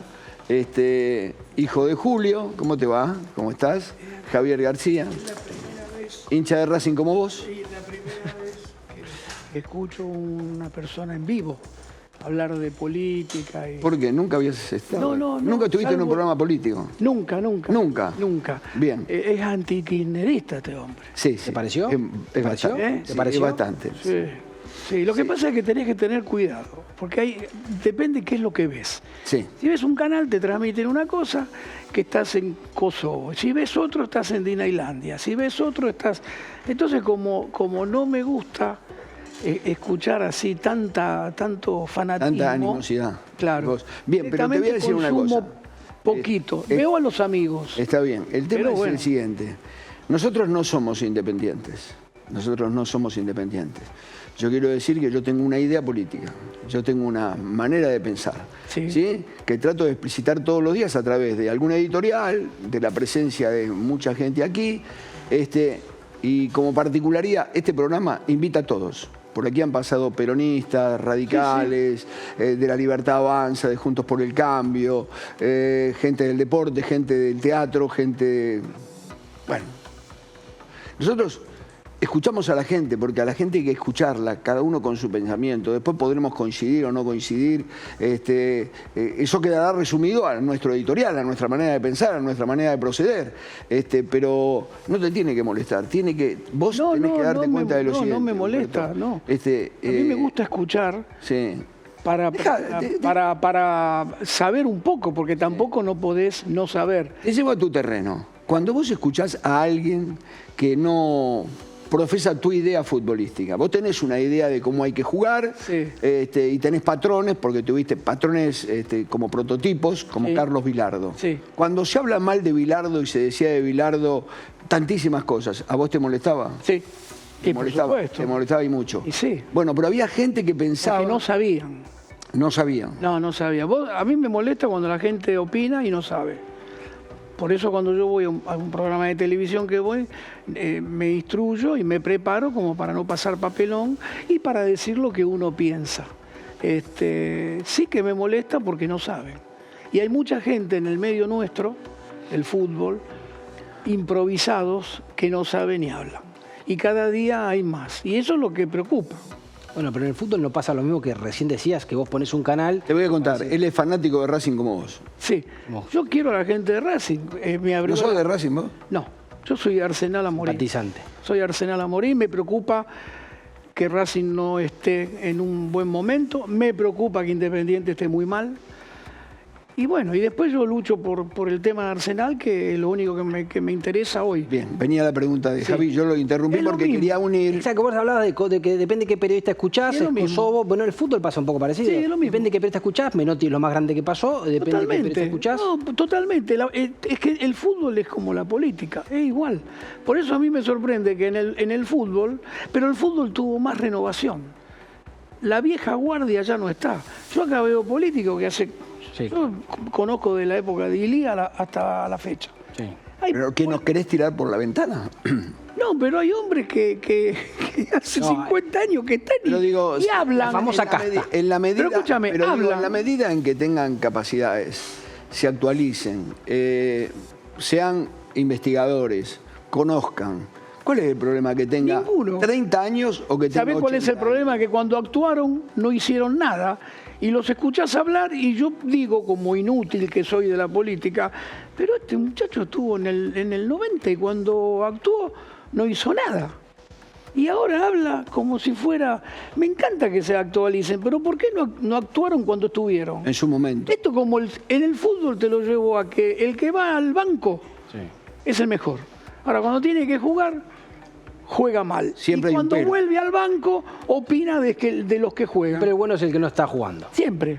El mejor técnico es el que no dirige. Y después cuando dirige es un desastre. Y así todo. Entonces es lo mismo. Para mí la política es parecido al fútbol. Lo que pasa es que cuando a mí me causa mucha gracia cuando dicen, ¿de qué trabaja? De la política. No jodas. ¿Cómo es la política? ¿De un diario, un café en un bar? Venía a trabajar de técnico. No, pero es mucho más. La política que eso es mucho más. No es tomar un café pero nunca han arreglado nada. Y eso es lo que me preocupa. A mí no, yo voy por la calle con el conurbano, Avellaneda, aquí, me voy, pum, Bessi, y algo está pasando. Por eso no sé por qué te estoy hablando de eso, porque como nunca me invitaron a un programa político, bien, pero sí puedo decir... programa político. Acá vamos a hablar de fútbol. Sí puedo decir... Te voy a preguntar qué opinas de Milei. Sí, si querés opinar sobre Milei, podés sí, por opinar. supuesto. Va bien, me encanta, porque dijo lo que yo y muchos querían decir, y a veces no podés. No tenés la libertad de expresión. ¿No lo votaste? Sí, voté a Milei. Ah, ¿lo votaste a Milei? Sí, por supuesto. Es decir, ¿te convenció con su discurso? Me convenció porque dijo lo que yo pensaba de todos los políticos que actuaron. Y ojalá que haga las cosas bien. Yo no sé si va bien, no entiendo nada de inflación. Yo lo único que sé es que conozco dos economistas, que cuando ellos dicen que va bien, va mal. Y cuando dicen que va mal, va bien. Entonces eso me deja tranquilo porque dicen que va mal. Claro. La verdad. Está bien, bien. Bueno, ¿Qué sé yo? voy a hacerte una pregunta al corazón. Sí. ¿Te sentís orgulloso del apellido Grondona? Y por supuesto. ¿Cómo no me voy a sentir orgulloso? Pero aparte hicimos... ¿ves? Ese es otro tema. Los méritos. Digo por qué, ¿sabes por qué? Sí. Vos sabés, Sí, por tenemos supuesto. una relación del tiempo. Te ataqué directamente al corazón porque alguien tomó una determinación en la AFA de sacarle el nombre de tu viejo a un predio por el que tu viejo se rompió así para poder tenerlo. La va a pagar. La va a pagar, no te quepa duda. Es mi deseo. La traición y el buchón no se perdona. El buchón, la traición y el desagradecido no se perdona. No te voy a nombrar, porque es mala palabra acá, quien dijo que es de perdonar, sí, la traición no. Lo vi en una entrevista de un presidente de un país que volvió a ganar las elecciones hace poco. Me encantó esa frase. No soy rencoroso, pero el traidor la tiene que pagar, el buchón... ¿Te dolió la en tiene el que alma pagar. que le sacaran el nombre? Me dolió, al predio? nos dolió en el alma. A toda la familia. Totalmente. ¿Por qué? Porque yo hubiese preferido que le hubieran sacado el nombre y le hubieran puesto Diego Maradona en vida. Deja de lado Carlos Vilardo, que se merece Sí. medio predio. Pero ni tampoco fue eso, porque si hubiese sido el predio Diego Armando Maradona, no lo hubieran sacado cuando Diego muere para poner a Messi. Claro. A mí no me molesta que hayan puesto el nombre de Messi. Leonel Andrés Messi. A mí me molesta que lo hicieron entre gallos y medianoche y me pareció... No me pareció. Es algo de una incapacidad total. Por eso para el final voy a tener una frase sarcástica, pero me la tengo guardada. ¿Y por qué se lo sacaron el nombre? ¿Por qué crees? Más allá del reconocimiento a Messi, ¿también hay otras razones que vos debés conocer? No, y bueno, Que de eso, no tengo la menor especular, idea. No tengo la menor porque idea. conocés los personajes. Porque a veces, para mantenerte en el poder, tenés que ser demasiado alcahuete si no sos capaz. Y eso fue un acto de alcahueterismo. De Tapia con Messi. No te quepa la menor duda. A mí me importa un pito, pero es lo que pensamos nosotros. Es decir, ¿vos crees que Messi tiene tanto poder? Porque esto lo hemos charlado hace poco aquí, ¿eh? No, yo creo que ni Messi- Messi ni se había enterado que le podían llegar el nombre. Sí, que no es que lo pidió Messi, sino que es un Pero acto... no te quepa la Quieren quedar menor bien. duda. Quieren quedar bien. Es que cuestión de que... Porque es así, es quedar... hay gente que no le importa quedar bien lastimando a otros. Yo, por ejemplo, a mí me dolía cuando hablaban de mi padre mal en la televisión y todo. Entonces a mí me cuesta hablar mal de una persona, porque detrás de esa persona hay una familia. Tiene que ser ya demasiado para que opine porque algo no estás correcto. Pero si no te tenés que mantener... Vos no sabés que podés lastimar a gente. Y como a ellos no les importa, a estos tipos no les importa. Esto te venden, te entregan a la madre con tal de tenerte ahí. Ahora, más allá de de tenerlos, de Chiqui tenerse ahí. Tapia, ¿también te decepcionaron el rol de otros dirigentes que seguramente acompañaron a... Los otros dirigentes está demostrado en el fútbol argentino que hay un silencio total. Porque se enojan atrás de la puerta y cuando lo juntan en un asado para decirle no hablen más, nadie habla. O sea, el miedo que tiene la dirigencia. ¿Por qué? Porque a la semana de morir mi padre me hacen una entrevista y yo digo, esto va a ser muy difícil arreglarlo. Vilardo dijo 10 años. Porque el dirigente de fútbol es ventajero y es verdad. Yo le pregunté a uno, escúchame, estuviste a punto de ser presidente de la liga. ¿Por qué? Vinieron y me sacaron la llave. Y yo cuido mi club. Y todos cuidan su club. Lo que no entienden es que a la larga se la van a poner. Vos decís Porque el que- malo te la pone siempre. vos decís Hasta que el malo deje de actuar. Que esos a la larga va... Vos decís que en este momento la dirigencia acompaña en silencio a Tapia porque desde la AFA en cualquier momento los pueden perjudicar. No te quepa duda. Juan de Estéfano el otro día, Ex dirigente de Racing. mi presidente de Racing, dijo una gran verdad. El fútbol argentino atrasó 100 años cuando tenés que ir a jugar a la cancha de Barracas y a Riestra. No es serio. Pero bueno, yo lo digo. Pero yo no veo que River fue, Boca fue, Independiente fue. No es serio. Ahora, ¿por qué van a jugar ahí? Porque tienen miedo, decís vos. Para mí sí. Sí, sí. Pero también no es parte de una organización del fútbol argentino que ya venía mal también de antes, porque me parece que Tapia también en lo que tiene la organización de los torneos heredó cosas que no quiso modificar o que profundizó para mal. No, lo que pasa que fue un milagro hay 5 milagros, 4 milagros en la Argentina, positivos, pero hubo milagros acá en la Argentina que capaz pasan desapercibidos, pero uno dentro de lo que todo te importa un pito vas pensando. ¿Cuántas veces digo, este es un milagro, este fue un milagro, llegó de milagro? En un país normal no puede llegar. Y en un país normal no llegás como llegan. O llegan porque los otros hicieron mal las cosas, o llegan porque les gusta y porque están atentos, o porque lo acompaña un grupo de gente que después se siente defraudada porque a ese grupo de gente lo abandonaron. Así como le quitaron el predio el nombre de tu padre, vos que amás dirigir, porque yo sé que vos amás dirigir, ¿no dirigís porque te la amás Grondona? No dirijo porque hay gente que piensa que no quiero dirigir. Me lo dijo un dirigente el otro día. ¿Pero vos querés dirigir? Sí, por supuesto. Es difícil dirigir hoy, porque yo analizo todos los planteles y sacando River, y buenos jugadores hay muy pocos en los planteles. Y miro todo, me encanta ir a la cancha. Pero es difícil porque no tenés material. No hay material y los chicos están mal. Entonces vos te lavás las manos, decís, yo esto no lo voy a dirigir. No, yo no puedo. A mí si me hubieran hablado de clubes y me hubieran dado muchísima plata, les digo que no, porque yo no puedo. Acá tenés que perder para dirigir. Este es uno de los países que vos perdés y dirigís.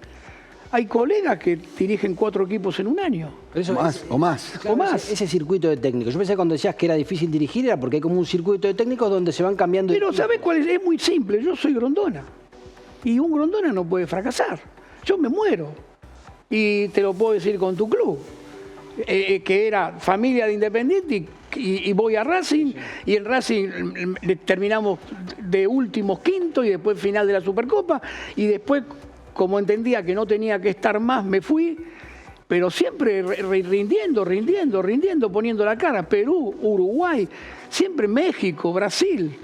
Pero acá no, acá Pirulo dirige 4 partidos, pierde y lo congelan. Y después, la culpa no la tiene Pirulo, la culpa la tienen los dirigentes que no ven el currículum de Pirulo. Si a mí viene un muchacho que Arsenal se va al descenso por elegir mal los técnicos. Esa es la realidad, porque plantel tenía. Ahora, si a mí viene uno y me dice, escucha, pero que salió campeón, no. ¿Qué es rachero? Sí. Pero ¿qué quiero yo? Quiero salir campeón. Entonces no puedo contratar un rachero. Tengo que ir y ponerla en un tipo campeón. ¿Pero qué pasa? Mirá lo que te voy a decir. En su momento dije que Guardiola le hizo daño al fútbol y me mataron. Es verdad, porque después todos lo quisieron copiar. Exacto. Y Guardiola tenía un Dream Team. Acá Guardiola tenía un Dream Team. Y tiene. Aparte, compra lo que quiere. Se acaba de gastar 254 millones de libras esterlinas en comprar jugadores que no pone. Claro. Venía Arsenal, Pep. Venía Arsenal. Entonces, acá, que el tema es que siempre querés copiar y siempre querés imitar. Lo de Scaloni fue un milagro. Salió bien. Un milagro positivo. Sí. Y todos los presidentes, algunos, creen que van a hacer lo mismo de Scaloni. Y seguilos. Duran un mes y medio, pierden. Encima de que tenés colegas que te confunden hoy o con sus palabras. Yo, por ejemplo... Colegas, hablas de entrenadores. Tú. Colegas, por supuesto. No, yo veo los bancos, tablet, videograbadora, un aparato blanco que hay ahora. Me encanta la tecnología, todo lo que vos quieras, pero después vos ves que el lateral de tu equipo se va 20 veces y hace 2 centros y es un gol. ¿Dónde está toda la tecnología? Son gol en contra, decís vos. Que te hacen el gol. Lo único que tenés que decir, che, vení, Fernando, ponete al lado del lateral. Como yo le decía a Claudio García, sí, vos que sos de Racing, parate al lado del lateral, hablale de la familia. Y acá Claudio López, hablarle de la familia y quédate parado ahí. Pero ¿cómo hablarle de la familia? No te entiendo. No, claro, como forzar que se quede ahí, claro, que se quede ahí. Parate ahí. Por ejemplo, Paulo Roberto. Paulo Roberto que venía. Escúchame, Claudio, quédate ahí parado, porque si viene Paulo Roberto y llega, es gol, quédate ahí parado. Si de última vos lo seguís un poquito y le ganás a Paulo Roberto... No, yo pensé que querías que Claudio García lo hablara para calentarlo, para que le pegara No, que se quede ahí. Ni siquiera te pido que marques. Es más o menos... La famosa cosa... Es más o menos... Déjame recordarte la historia que me contó Maradona, ¿cierto? De las camisetas. No, esta. Dice que Bilardo, cuando vio que había marcas personales para con Maradona, en un momento determinado le dijo: Diego, vos lo que tenés que hacer la próxima vez que te marcan personal, prometerle te venís al banco nuestro. También. Te cruzás de brazos dentro de la cancha y te quedás dentro de la cancha mirándonos a nosotros. Sí. El tipo se va a quedar ahí y vamos a jugar 10 contra 10 y le vamos a ganar el partido porque tenemos mejor equipo que ellos. Esa es la realidad. Vos podés marcar a uno, pero tenés los otros. Sí. Acá vos a Racing le marcás a Juanfer Quintero y ¿quién genera después? ¿Quién genera? Hoy no. Eso es lo que pasa. River tiene 4 buenos jugadores. Cuando esos 4 buenos jugadores no rinden, lo garrotean y no gana. Godoy Cruz tiene 3 buenos jugadores, 3 chicos buenos jugadores, 2 tuvimos nosotros. Después lo demás, Independiente no tiene nada. Independiente no tiene el fantasista, el creador. Es Mancuello un poquito. Y Boca con esta cuestión de que quiso copiar el modelo Scaloni trayendo a glorias del club y no le fue muy bien a el único jugador a mí, y lo digo siempre en el programa, es Medina. Medina es el único jugador. No Cavani. No, Cavani es bueno. Está por encima. Sí, pero que el creativo, el que juega, es Medina. El que hace jugar el equipo es Medina. Después no tiene más. Ahora decime lo siguiente. Y no hay, San Lorenzo no tiene. ¿Vos te quedás mirando los 90 minutos de un partido de fútbol en la Argentina? A los 5 me voy, por el tema de la gente que sale y quiero salir temprano. No, digo. Vos te ponés por televisión. Hay un partido, te lo aguantás los 90 minutos, sea cual fuere el partido. Veo todas las categorías, pero no me aguanto. Voy a Netflix o voy a otra señal. Es decir, que no te gusta cómo se juega acá. Vos mirás un partido, te vas, volvés y el partido es lo mismo. Siempre lo mismo. Sí. Que hoy sobresale el que corre y el que mete y el que tiene ganas. El tema que... No, pero en Europa también corren y juegan bien. Yo vi Brasil-Inglaterra el otro día y la verdad... Eso es elite. Es de culto ese partido. Eso es elite. El fútbol inglés es elite. El tema que no sé por qué a nivel selección no es tan elite. Sí. Esa es la duda que siempre me quedó. Sí, ¿por qué no ganan? ¿Por qué no ganan muy bien? Ahora, el fútbol inglés es algo maravilloso. Pero ahí corren también. No, pero acá corren, eso es una cosa de loco. Acá recupera la pelota un colorado, se la da al blanco, el blanco la recupera y se la da un verde, ¿no? Acá hay una confusión muy grande. No hay buenos jugadores, no hay jerarquía en el fútbol argentino. ¿Eso es por las canchas, por la formación? No, porque hoy no forman bien y aparte el chico que llega hace 2 cositas, el representante apuntala 4 o 5, el periodismo, pum, y en media hora pasó a valer 10 millones de dólares y lo quiere. Las canchas también es lamentable, el fútbol argentino en su gran mayoría las canchas es muy... Las canchas han mejorado bastante, no, ahí sí nos podemos comparar, pero han mejorado bastante. Las sí, yo coincido contigo, que se ha mejorado mucho en las canchas del fútbol, inclusive en estas 2 que nombraste, Barraca y Riestra, tienen buenos campos de juego. Tienen buenos campos de juego, el tema es que vos no podés... Yo la verdad voy al fútbol a ver el espectáculo de la gente. Me apasiona porque, por ejemplo, voy a Independiente y estoy en un palco cómodo, todo que me invitan. Y veo a niños que tenían mi edad y van a la cancha con el padre. No sabés lo que gritan, lo que lloran. Y digo, pobre chico, estos están viendo algo espantoso. No yo que vi la época de gloria y de Santoro, Monje, Pavoni, el Pastorida. Yo vi...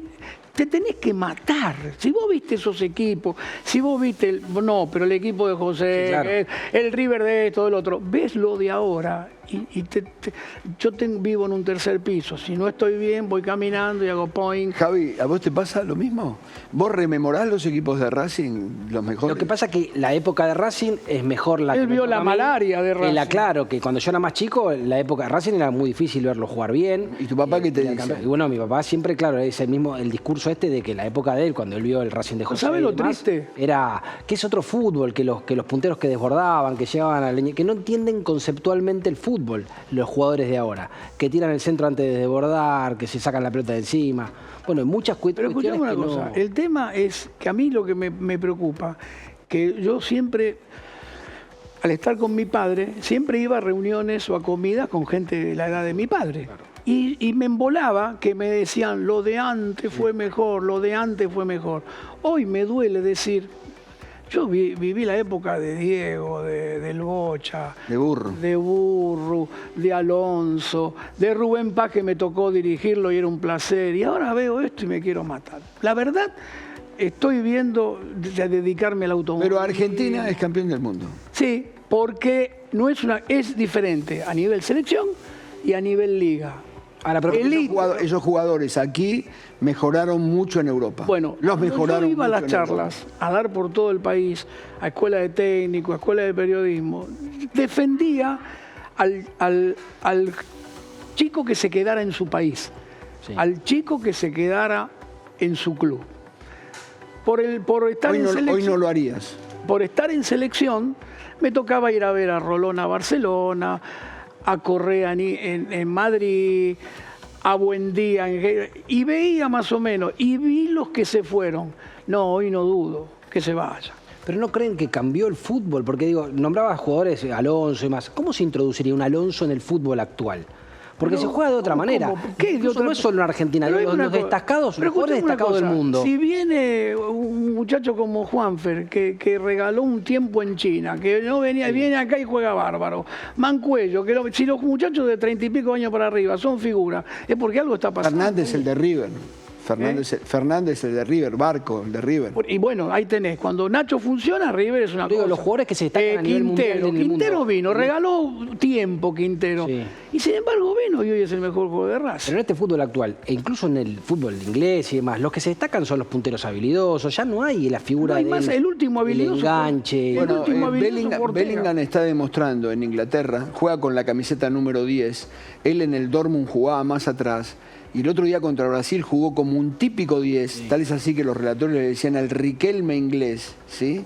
Él recreó otra vez dentro de la selección inglesa la función del número 10. ¿Pero vos crees del distribuidor, del tipo que piensa, del tipo que pasa, del tipo que llega. ¿Vos crees que Riquelme yo creo que acá en esta época?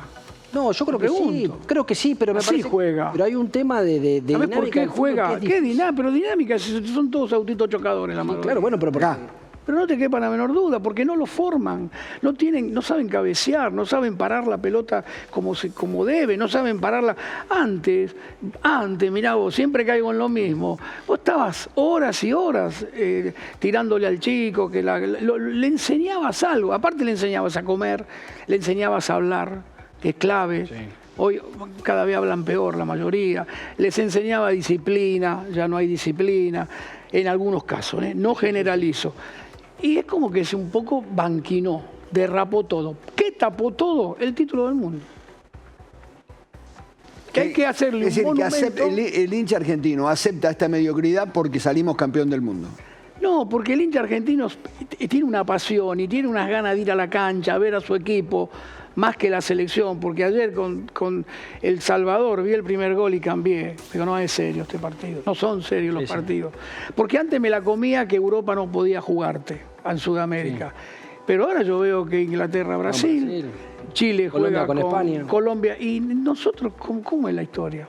Yo hasta hace un tiempo jugabas con Inglaterra, con Italia, con España. Es que no hay que arriesgar la Copa.